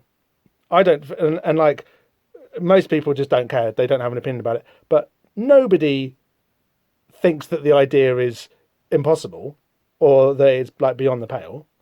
Everybody is it's just common knowledge that, yeah, pretty good chance she was killed by the royal family.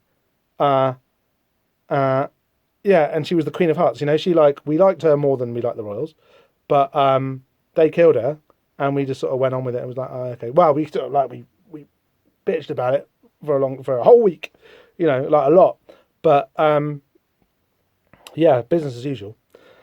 You know, but the Blairite faction were kind of already in power by the time she died. And in fact, Blair was able to use her as a symbol, kind of probably more usefully for his agenda or for his side's agenda than she would have been. She's probably more useful dead than alive at that point to them. Certainly, the other side wanted her dead because she was carrying a Muslim baby, and she would have been. Do you remember issue 1? Do you remember the first person in the Invisibles is called Al Fayed? She, Princess Di, had sided with the Al Fayeds. This is the other side of what's going on here, is that the Invisibles, King Mob's gang, are part of they're just a shell side for the groovy side of the ruling class, and they're on Team Diana, they're on Team Blair, and they're on Team Al Fayed, who was like a an Egyptian merchant who had made big inroads into like London society, and had sorry for the misogynistic tone of that, but had kind of had acquired him for himself a very powerful asset in like the battle for deciding who gets to happen, for the battle for deciding who gets to decide what happens next in Britain, and in the city, which means the world, and he was an invisible. He's King Mob's mate from issue 1, remember? So all this is going on. This is 1995. We're only 2 years after Di's divorce. We're 2 years away from her assassination, and they're talking about it in the comic. It's really weird. Her firstborn was to have been the Moonchild, the incarnate Shadow King of a New England, the terrible messiah of the Dark Millennium. So that's the plot. And they're gonna... The Moonchild... So this is Thelemite magic, yeah. There's Aleister Crowley's novel, The Moonchild. You have sex under certain conditions and certain astrological formations, and the seed is charged up with all these astral energies and creates a baby who is super magic special, and and kind of embodies the qualities of the age somehow. He wrote a whole novel about it. It's kind of, and then Parsons and Hubbard tried to do it. That's all for later. That's all that American stuff is volume 2 of The Invisibles, but this is the British stuff. And Tarquin's playing with Lord Strathmore's collection of antique guns. Stop playing with that damn thing, Tarquin. It's loaded. You must excuse Tarquin, Willie. By his very existence, he makes a mockery of Darwin's evolutionary theories, but I had to employ him as a favour to his father. So the modern parent is being mentioned here. Like, I'm pretty sure that Morison is like winking at that quite clearly. It's a bit of fun. It's a good laugh. Can't wait for the boys to grow up and breed, which of course they've done now.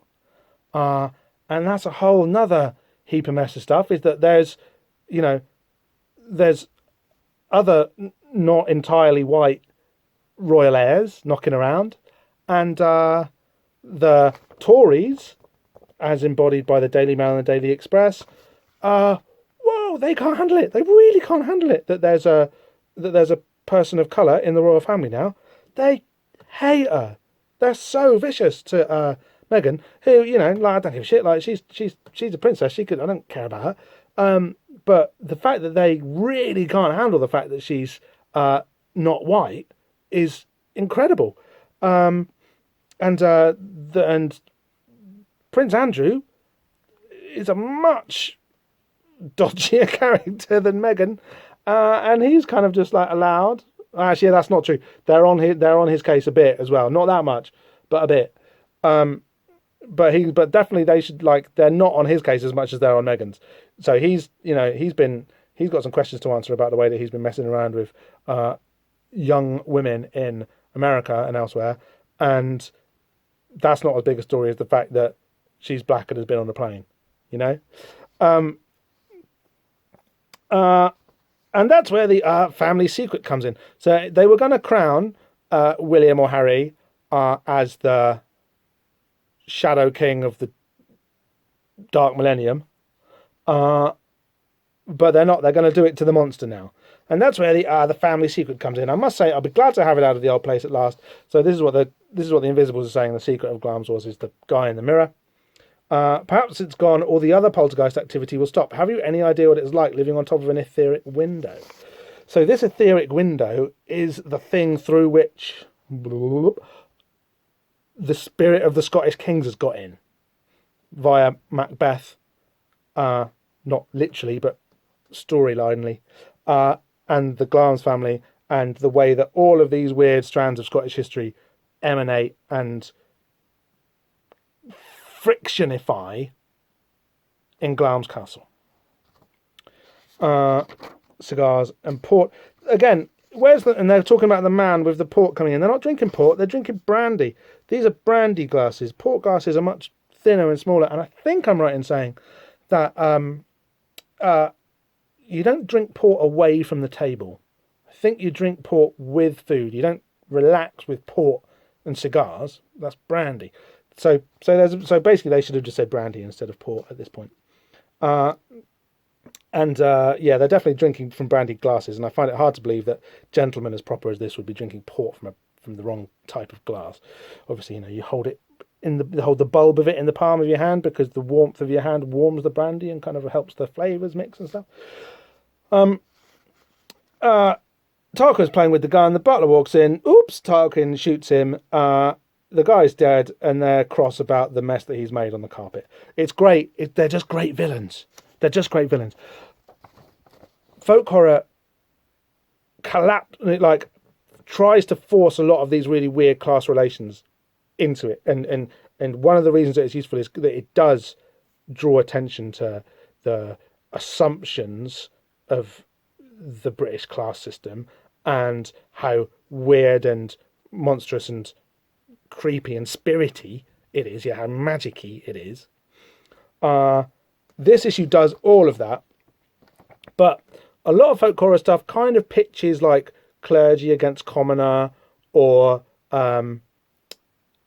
like middle class, low bourgeoisie versus working class kind of thing. What's really good about this issue is that it's very clear that the baddies are these guys, because they don't give it they're like the half-wit kills the worker and they worry about the carpet. Human life is nothing to them, and they're very, very evil. And I'm really glad that the Invisibles has got some weird class stuff in it. As I've said, it's like it is instrumentalizing a certain side of ruling class power in many ways, but it's really clear in this issue who the baddies are and why they're baddies. And it points, and it literally says, well, the king is actually a monster. And when I say monster, I don't just mean, he's a bad dude. I mean, he's made of fungus and made of octopus and made of flies. On the next page, it's music review time. It's the Sam Goody Music World, Music Land advert for the month. This month we've got 2 albums, 2 punk albums. Be prepared. Punk is alive and well. Brace yourself for the impact of this oral assault. It's the AU oral, not the rude oral. No FX, Punk in Drublic on Epitaph, and All by Pummel, or Pummel by All. No, Pummel by All. 2 punk albums. I'll be honest with you guys, I'm not 20, I'm not 15. I listened to the No FX album. I thought it was fine. It's like what happens when Green Day and Offspring had some hits and all of the A&R men went, we got to find some more bands like that. And they did, obviously, because it's easy to. There was one song that struck me as reasonably interesting about the No FX album, the Don't Call Me White, the way that they were kind of really, the way that the punks had taken on a real awareness of white being like a problematic category, and kind of were, with a certain amount of justification, depending on kind of where you come down on these things, intersectionally, were aware enough of their own differences to not qualify as white, even though they're a bunch of white guys, which kind of like talks in ways which would be, wouldn't be get-awayable with now, but are nevertheless fairly interesting in how they speak to perceptions of relative privilege. And I think that the NoFX dudes' way of kind of thinking about it is, like I say, not very up to date, obviously, but kind of interesting. It's interesting that the punks place themselves out of the white category, basically, for reasons which I don't really agree with, but which I think you can make a justification for. So I did listen to that one. But then after I listened to that one, I wasn't going to listen to any more punk records that day. So I didn't listen to Pummel by All. In fact, I think I struggled to find it on Spotify. And you can't go to YouTube. So I didn't. So punk music. Yeah, it's okay, whatever. It's fine. Over on the other page, we've got an advert for White Wolf Publishing, those wonderful guys. I think we've talked about Tower of Babel before. The Tombs the Tombs collection of short stories by your Moorcocks, your Gaimans, etc. is there. The typesetting is really bad on these. Look, on these adverts. Look, can you see that? Like the lines are just like the what's it called? The leading on the lines is all over. It's not all over the place. It's just on the same place, which is a problem. What is interesting is the House of Secrets by James A. Moore and Kevin Murphy in the World of Darkness. House of Secrets. Okay. Ilsa de Cameron has discovered the last mortal of House Tremere, Carl Mangerson. Maybe that's meant to be Magnuson, but Mangerson is how it's written here. In the political arena of the kindred, he is a very dangerous pawn. But still a pawn. Uncover a complex web of betrayal, demonic pacts, and ancient sorcery, and a scheme which, if it succeeds, will mark the end of the vampire clans and forever change the world of darkness. This is basically the plot of this issue, this one. And if you look closely at the cover of the book, you've got the guy kind of hiding behind the woman who and obviously note the black and white floor and the kind of like gothic oldie schooly window arches, but kind of the kind of the guy behind a statue, like a marble statue here. That's just a frame from The Death of the Poet, the Cocteau movie that we were referring to earlier as well. So sometimes these things really fit, and this one does. Obviously, I haven't read the book, but nor has anyone. Over on the page, we were back inside Sutton's page 9. We're back inside Sutton's internal monologue, or diary, as it would turn out. And he's got a slightly... He can't do it. He's trying. He knows he should kill the monster, but he can't bring himself to do it. And he reveals that he is an invisible. That he was recruited by the Invisibles, but the last contact he had with them was 2 years ago. He's been working here for 6 years, just after he split up with Emma. That was when Kate ran away, that last phone call. I hate you and I'm never coming back. 6 years. Talk about deep cover. So these are the kind of time scales that we know the Invisibles can work to. We know that for a bunch of chaotic guys, they're obviously capable of planning deep cover agents and working well ahead of their deadlines, which is good to know. But yeah, he thinks that what does he say? He says, I feel sorry for it. I think it likes me. He's got a little revolver here that he's been given to kill the monster with, but he can't do it. He walks past like a kind of a Greek vase with possibly a Diana hunting scene on it, possibly. It's difficult to see, but it does look like there's an animal on there. But yeah, the creature's kind of there going at him, and he's like, oh, I think we're friends. Because Sutton is, he's in a terrible state. And we know that he's got a child and an ex-wife somewhere. He's a real person. He's a person, he may seem like some kind of throwaway slave in the grand Invisibles versus baddie Invisibles scheme of things. But no, he's a real guy with feelings and thoughts and feelings and family. Okay. Over on the next page, it's funny actually. The second half of this issue really decompresses. The first half of the issue is really like heavy with all of the stuff that we've been talking about, and then the second half of the issue, given how kind of muted the atmosphere of this piece is, it actually just kind of like stretches right out into like just a series of chase scenes, quite exciting ones. Not kind of like car chases, but foot chases with shambling monsters, but also horse chases. So we've got a homeless guy running away here. And he's being chased by Sir Miles. The guy gets brought down by the hunting hounds. It's horrible. He's screaming for help, and Sir Miles comes up to him. Nice day, Fred. What? And lops his head off with one stroke. But note that he's wearing red, carrying a sickle, but not a communist. The sickle is probably it's a reference to like castration, fertility rights, of like what's his name, the Queen's boyfriend getting his nuts cut off and thrown onto the land. If you know your Golden Bough, you know all about that. But also Lord Summerall, Christopher Lee in The Wicker Man carries a scythe very much like that. as he's kind of leading the procession towards the Wicker Man at the end. And he lops his head off. And he, in I guess in this kind of evil way, he is, by spilling this poor guy's head onto the land, he is somehow refreshing that too, I guess. In the next scene, we're in the dungeon. Des, what's that you're reading, Des? Says Sutton to this guy, Des. I think Des is the guy back on page 1 who does the butchering. But he's a colleague of Jeremy's anyway, that much is clear. He's reading a book called The Killing Moon by Grant Morison. Sounds familiar. We'll talk about that in a few issues' time. It is amusing to note that it's a werewolf book. I've got a very tenuous werewolf Grant Morison thread, and I think it's too tenuous even for this podcast. Ask me if you see me.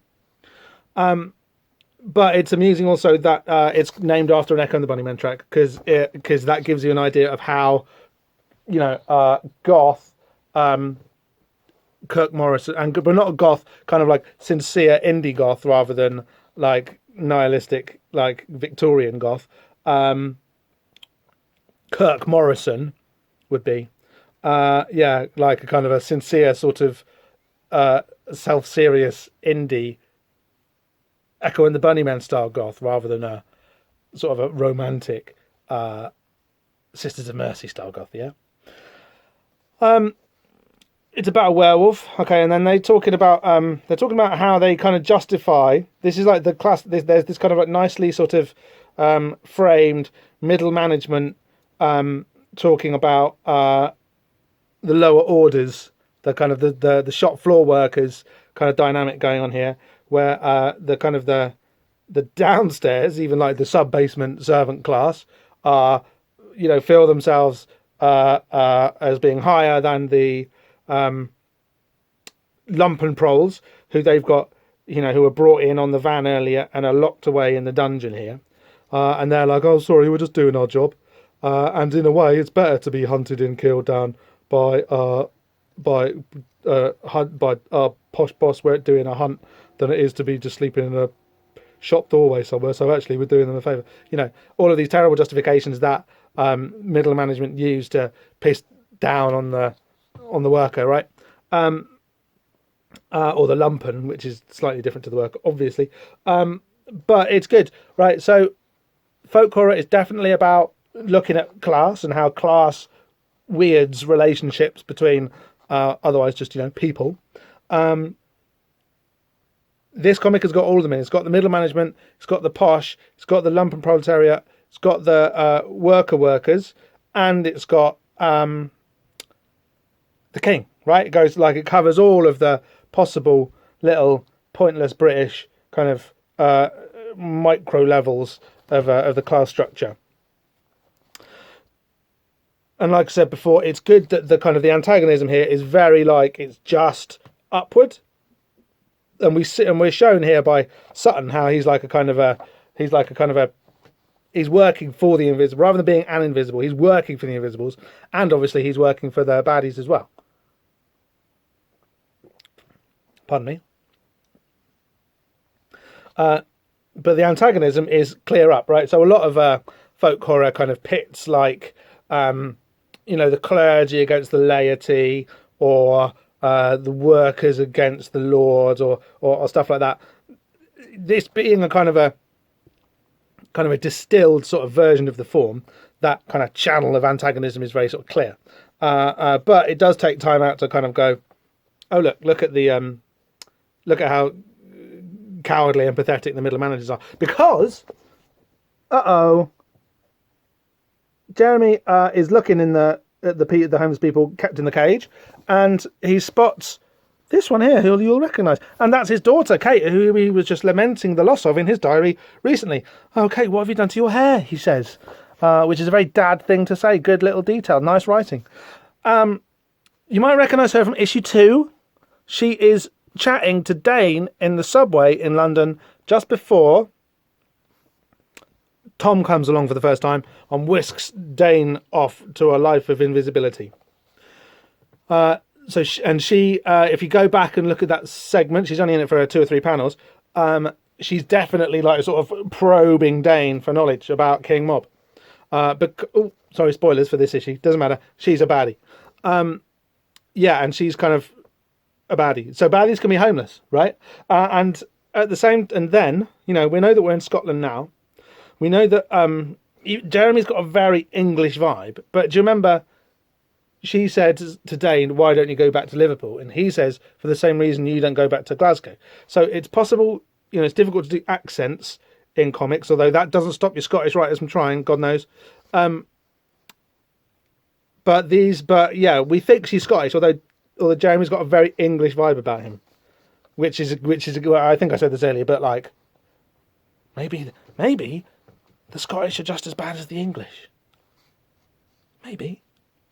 And there's not much different, and a kind of a Weasley pathetic English guy like Jeremy is just the same as a Weasley pathetic Scottish guy. That's all I mean. I'm not saying Scottish people are bad.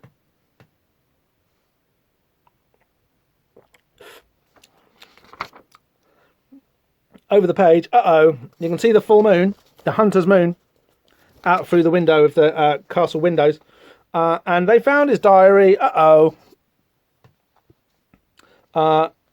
Seeing Kate there, who's obviously going to be killed by his employers, has given him the resolve that he needs to do his mission and kill the monster before it can be crowned king of the Shadow Eon. And it's way too late because they found out. They say they've been monitoring for him for 4 months.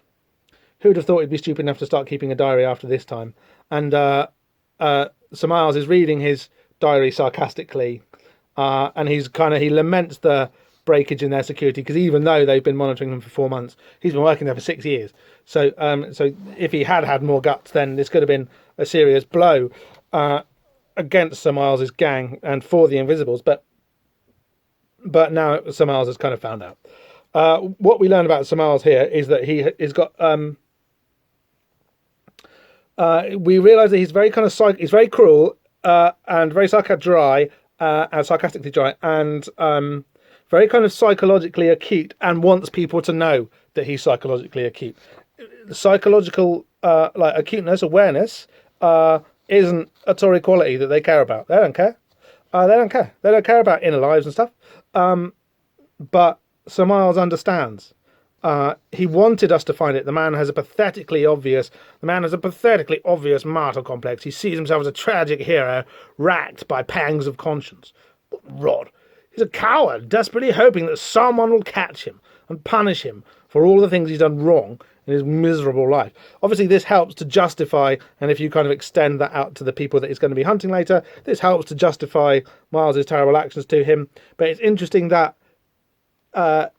he's right about Jeremy, obviously, and he can work it out, and he can say it very kind of, he can see these things very clearly and express them very clearly, and he does it to a gang of people who have got no inner life whatsoever, right?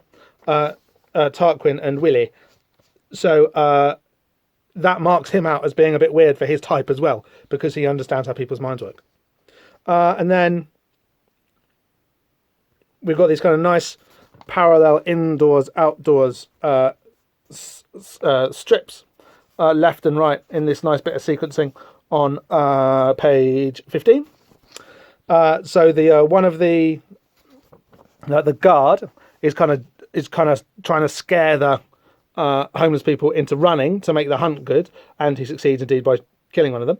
I don't know if I mentioned this before, but these are the same guys that we saw King Mob kill in Harmony House. Yeah, they've got the same outfits, the same helmets, the same very hardcore weapon, like assault rifles, which are kind of like super illegal and very difficult to get hold of in Britain, even in this pre-Dunblane time, and are a type of weapon used by British Special Forces and Special Branch, in fact. So this does mark these guys out as being, the shock troops of... They're not just like security guards, they're the actual private army of Sir Miles and his gang, right? While this is happening outside, inside... the monster's crawling through the mirror. The dudes are all still dressed up for their hunt, and they're talking about where the monsters come from, and Tarquin sees the monster for the first time, and he's like, "Oh, that's the family secret." And it's almost like it's a bit doesn't quite work, because it kind of implies that Tarquin is part of the family. That's kind of how that could be read. He should probably say that's your family secret, or that's the monster of Glamis or something, because it's not his family, as we established earlier. His parents are the modern parents. He may be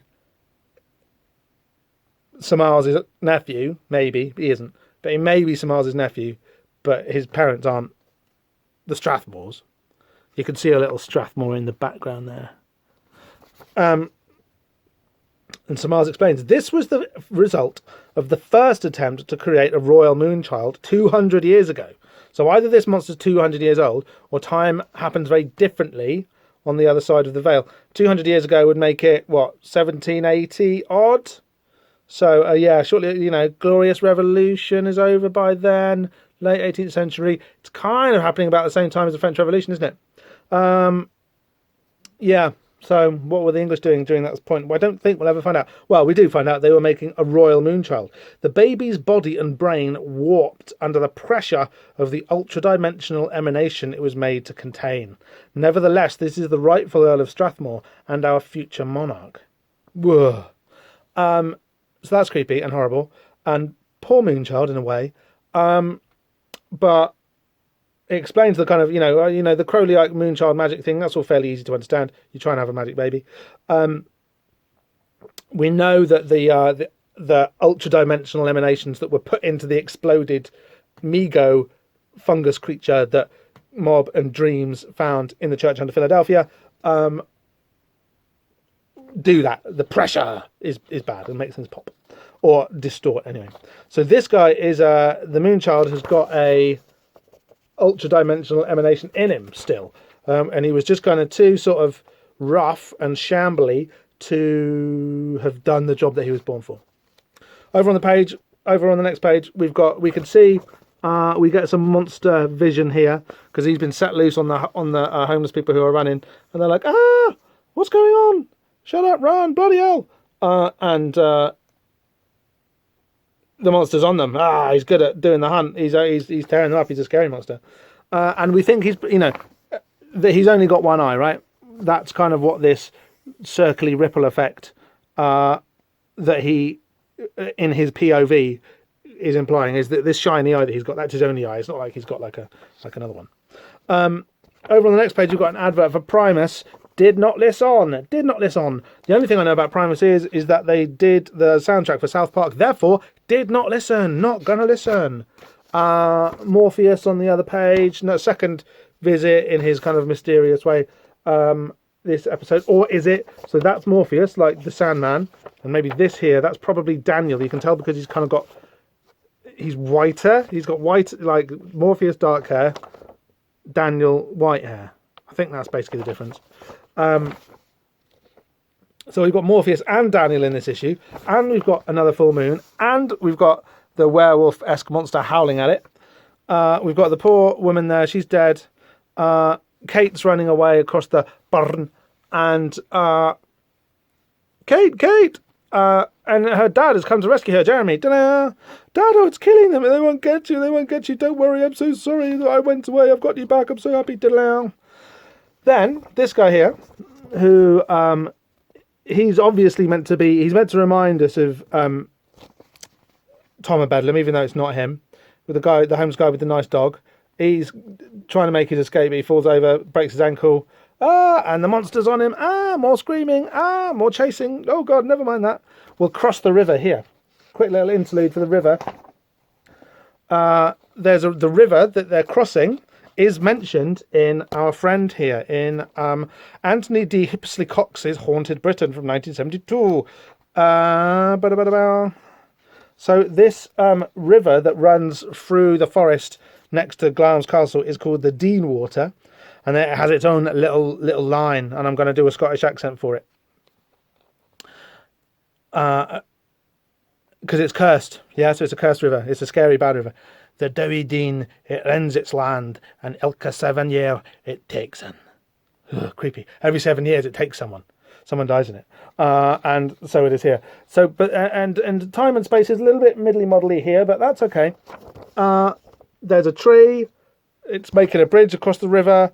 They try and run across it, and the monster's on the other side. And they're like, "Oh no, we're running right into the arms of the monster." And Jeremy, who is an idiot, is going, "No, it's okay. It won't harm me. I think it knows me. We're friends." And she's like, "No, oh no, it's going to kill us." And he's like, "No, take my hand. The monster won't hurt us." And then on the other side, like behind them, the hunters appear. Kate doesn't seem surprised. He's like, "Kate, you got to come with me." And she's like, "No." And he says, "Please." And Samael says, "Please," the eternal cry of the lower classes. And Kate says, "Hear that, Dad? You're low class." She's on their side. It was all a trick to set him up. "You're not Kate. I'm sorry to disappoint you," he says, like, "You're not my daughter." And he says, "I'm sorry to disappoint you, Sutton. I'm afraid she is your daughter, and she's belonged to us for some time now. I pity the love you're so eager to offer her now wasn't a little more in evidence when she was a child. Hate and hurt corrode, Sutton. They made her ours long before she met us." So that's interesting, is that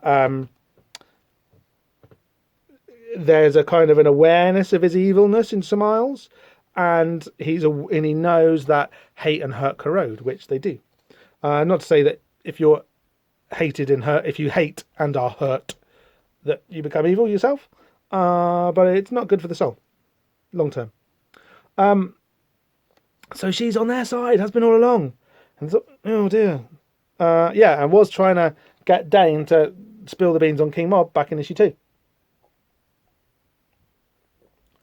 Over on the next page, Vertigo have moved the on the ledge listings page and editorial column a bit closer up. Yeah, normally it's kind of towards the end, but it's a couple of pages in this time. We've got a little editorial by Peter Milligan. It's a touch of class. It's a touch of pure class. Milligan comes in, writes his 250 words. It's hilarious. It's delightful. He manages to give a plug for all of his work. I mean, for goodness sake, check it out. He boasts about Shay the Changing Man, which is Shay the Changing Man. That needs no interruption. Interruption needs no introduction. The Eaters with Dean Ormston, which is really good, about a family of cannibals. I highly recommendo. Egypt, which is a new one that he's got coming out this week, which is why they've asked him to do the little promo slot. And Enigma. I mean, Milligan was on fire around this period. He was churning out really, really quality work. If you've never read any of Peter Milligan's 90s work for Vertigo, do, because a lot of it, well, I'm going on memory here, but a lot of it is brilliant. Enigma's probably the best one to start with, and he's done a delightful thing. He said, I'm really busy writing my editorial column.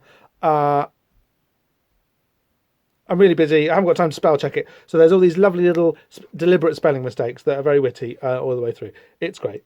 Coming out this week in June-ish 1995, you've got Egypt. As we say here, we've got the mystery play trade paperback by a guy called Grant Morison, which is it's kind of a self-contained graphic novel piece, which is about when an actor playing God is brutally murdered in like a mystery play, like an English mystery play, which is why it's called the mystery play. Get it? A small English town is torn apart in this tense psychological thriller by Grant Morison and John G. Muth. I don't know if I've got it. I definitely had it 25 years ago. Don't know if I've got it still. I haven't read it for ages. I will say, though, that it's another folk horror piece. It's funny that it came out the same month as this, because Morrison was blatantly doing that British horror, as it was then, folk horror thing, as we call it now, a lot, in 2 separate pieces coming out in the same month. I would like to read the mystery play again. I'm sure, I remember it being not necessarily his best work, but worth a check out, I reckon. Other British horror things, the Quatermass series and Deathline. It's got a different name in America, Deathline, but it's got like Christopher Lee playing an MI5 guy, and he's exactly just, and he's like Sir Miles, basically. The reason that the folk horror thing doesn't work for me necessarily is because it kind of, although everybody is aware of these other pieces, it kind of, and indeed the folk horror group, the main folk horror group on Facebook, has just put out a book about the urban. There's something in that kind of folk horror thing that does, by default, tends to exclude the urban and the town, and that makes it a bit less useful, I think, than the British horror appellation that we gave it back in the olden days, which, as I've said, isn't very useful itself either, but at least it makes it clear that the thing that these books are about is Britain rather than folk necessarily. I will say that, like, the folk element in this isn't that folky, because the folky thing, like the old school countryside thing, is hunting with hounds, and that's not really folk culture. That's top down culture. That's not by the folk necessarily. That's the folk only do it because they're made to by the bosses.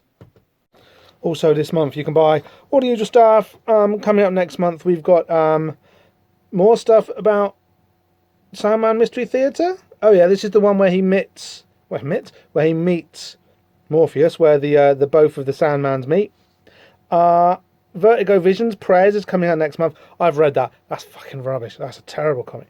And the Enigma trade paperback, which is not a rubbish comic, it's very good indeed.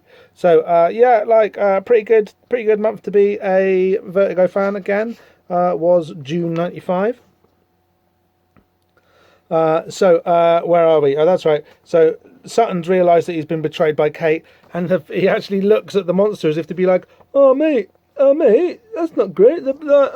And he's like, don't look there for help. You are only ever its servant. It's all to do with privilege. See, this comic is freaking great. And now you're centre stage, Sutton. It's your big scene. Tarquin. And then they pull a gun on Kate, and she's like, what? Is this a joke? And someone else is like, right, Sutton, I want you to tell me everything. I want you to tell me everything you know about the Invisibles, the names of your contacts in the organisation. When we torture them and break them, they will know you are to blame. I want you working for us from now on, otherwise we blow your darling daughter's brains out. Quickly. And he goes, all right, don't hurt Kate, I'll tell you everything you want to know. And he's like, yes, I know. Kill her, Tarquin. Tarquin shoots her again. Second time, he's capped someone in the head. No, you didn't. And Samaras is so badass. There's nothing you can't tell us that we don't already know, Sutton. I just wanted to show you how pathetic you are, you and your kind. We will destroy everything you have ever cared about, and then we will annihilate you. A starring role in your own personal tragedy, eh? Say thank you, Samaras. So, we found out quite a lot already. Like, we don't know yet that Samaras is going to be the baddie, even though he pretty much is. We know a lot about his mission and motivation now. We know that he wants to... we know that what he's like. We know that he's very kind of like psychologically insightful. But we also know that his motivations are a bit more complex than we've seen other baddies in the comic have prior to now. He doesn't just want to create a castle of torture and torture people in it and kind of, create a monstrous baby in defiance of nature, like the banker wanted to do, because he was kind of trying to turn money into flesh. Samaras is kind of, since the Castle of Silling, this has been achieved, yeah? The kind of the abominable birth did happen, and it wasn't all it was cracked up to be. So remember the banker in the horrible page in issue 7 or so? Yeah, 7, maybe 8. Sutton's doing his nut, and Samaras is like, yeah, so you want this.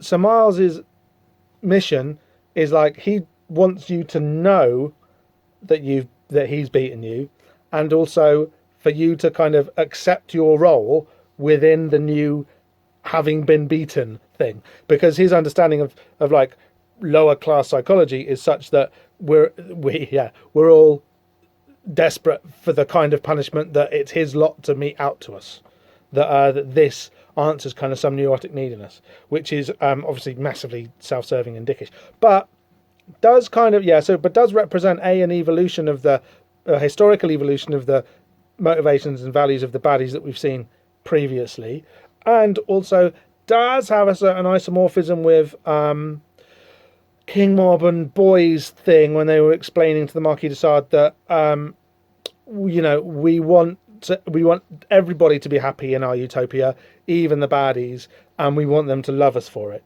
So there's kind of There's like, so Miles has kind of got the dark side of that, as in like, we're going to deliver you the desire that your neurosis wants you to have, even though it's obviously awful for you. Actually, it's not. You know, that's Miles's vibe, and it's a nasty vibe. Let's be clear. I love this shot at the end. Sutton is all like, no, and Kate, you can't even see her head because she's got a bullet in it. Excellent sort of mixture of restraint and non-restraint here. This little tableau of the three dudes in the riding jackets, and the monster and the Queen Mum just kind of like standing there while he is on his knees, like over the dead prey, dead quarry perhaps, with the Dean, flowing blackly in the background.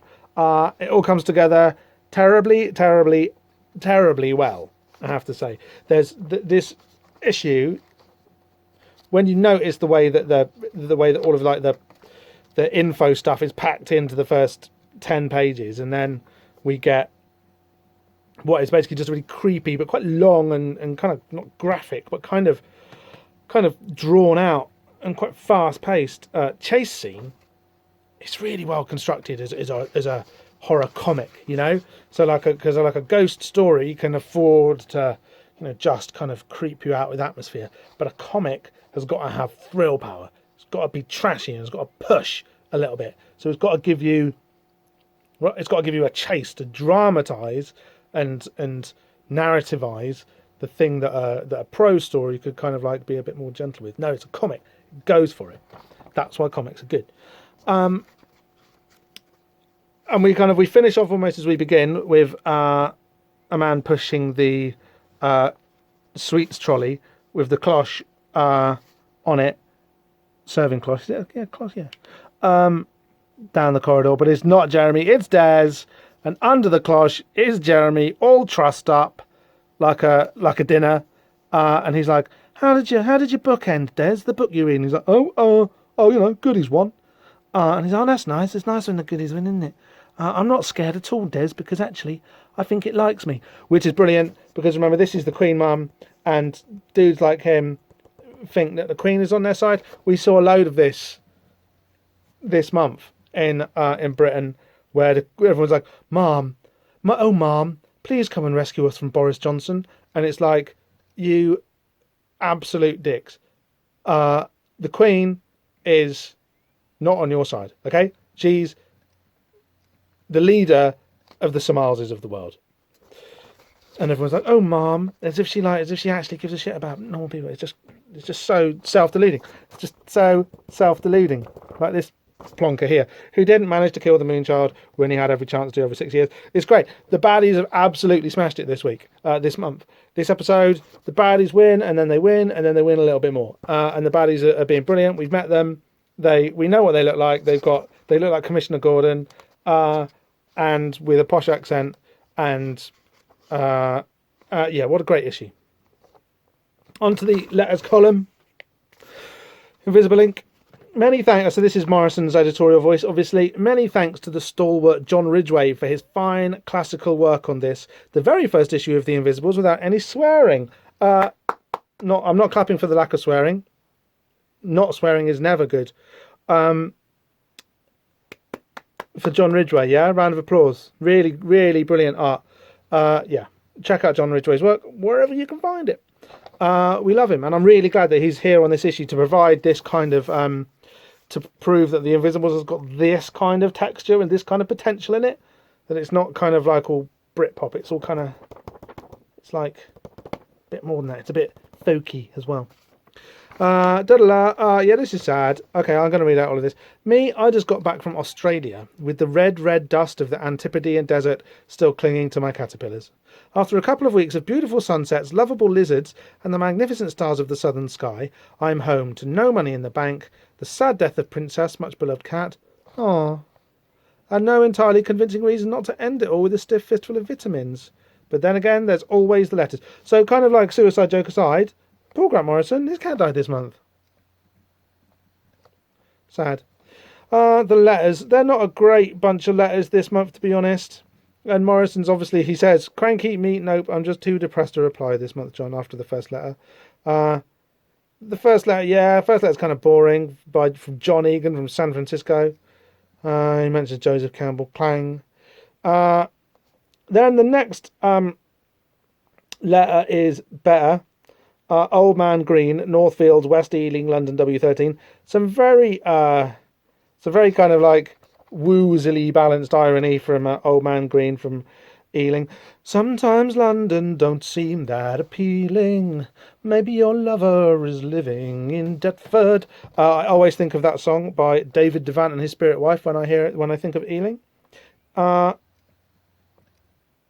He's complaining about the swearing, but he's not. He says he's Old Man Green is like writing as an old man in a parodic style as somebody who would complain about swearing in a comic. And Morison kind of seems a bit. It's a little bit not brilliantly done, but fair enough. He is at least taking the piss, and that's good. And Morison just replies with, "Just say no, readers," because again he's depressed and isn't giving long answers this month rather. But at least Old Man Green was very stoned when he wrote this letter, and yeah, like he loses his thread a bit. It's a bit too long, but it's a funny letter, so good for him. The next one is by Alex Gretlin. He just kind of does what I'm doing, which is like tick off a load of buzzwords. About 4 years ago, I think that's a typo. I think it's going to be I purchased Holy Blood, Holy Grail, this and other books, i.e. the Messianic Legacy, the Holy Place, even the bloody Dead Sea Scrolls deception. Launched me on a hideously terrific quest through all sorts of hermetics, pseudo-masonry, magic, Kabbalah, Neo-Templarism, Norse paganism, body piercing, shamanism, hallucinogens, Bektushis, Ismailis and assassins, raves, Terence McKenna, even fragging Syrian Rue. Shelley's been a personal god even longer. Alex Gretline, who sensibly withheld his address, basically anticipates podcasting. Bless him. Yeah, good letter, Alex Gretlin. Finishes it off with a quote from Psychic TV. Morison's reply is a bit laboured and boring. The next one is kind of a bit of a fan letter from the Consumer Queen in Perth, Australia. She's a little bit mopey and emo. She says she lives in a world of mindless sheep sniffing the butt of the plastic and faceless consumer in front of me on the road to total materialism, subconsciously worshipping the manufacturers as my mind is engulfed daily by all the products of a twisted and plastic generation. Oh, chill out, Consumer Queen. She's bored and a little bit depressed, and she asks people to write to her, which is the one good reason that there could be I find the others kind of thing in printing your full address. And Morison says, please write to the Consumer Queen. Hopefully, I wonder, it would be great to know if the Consumer Queen is out there, how she is, and whether anybody wrote to her, and what the result of the writing was. Did they strike up friendships? Did they become email buddies? What happened? The next letter, the last letter this month, is by Simon Lewis from Peckham. He writes a really good letter, quite long, about the history of King Mob. The use of I've talked about it a little bit before, but the history of the name, and why it's cropped up here. It's a really good letter. Well done, Simon Lewis. Morison's reply is like, yes, you've got it. He picks out a reference to a guy called Adrian Henry, which I'm going to chase down. It's a great letter. I'm not going to talk about it too much now because there's a whole load of stuff about the history of the term King Mob, and we're going to use it when we get to the King Mob stuff in about 5 or 6 episodes time. Maybe fewer than 5 or 6. Maybe it's only about 4 now. Next issue. That's it. That's the end of the letters column. Next issue.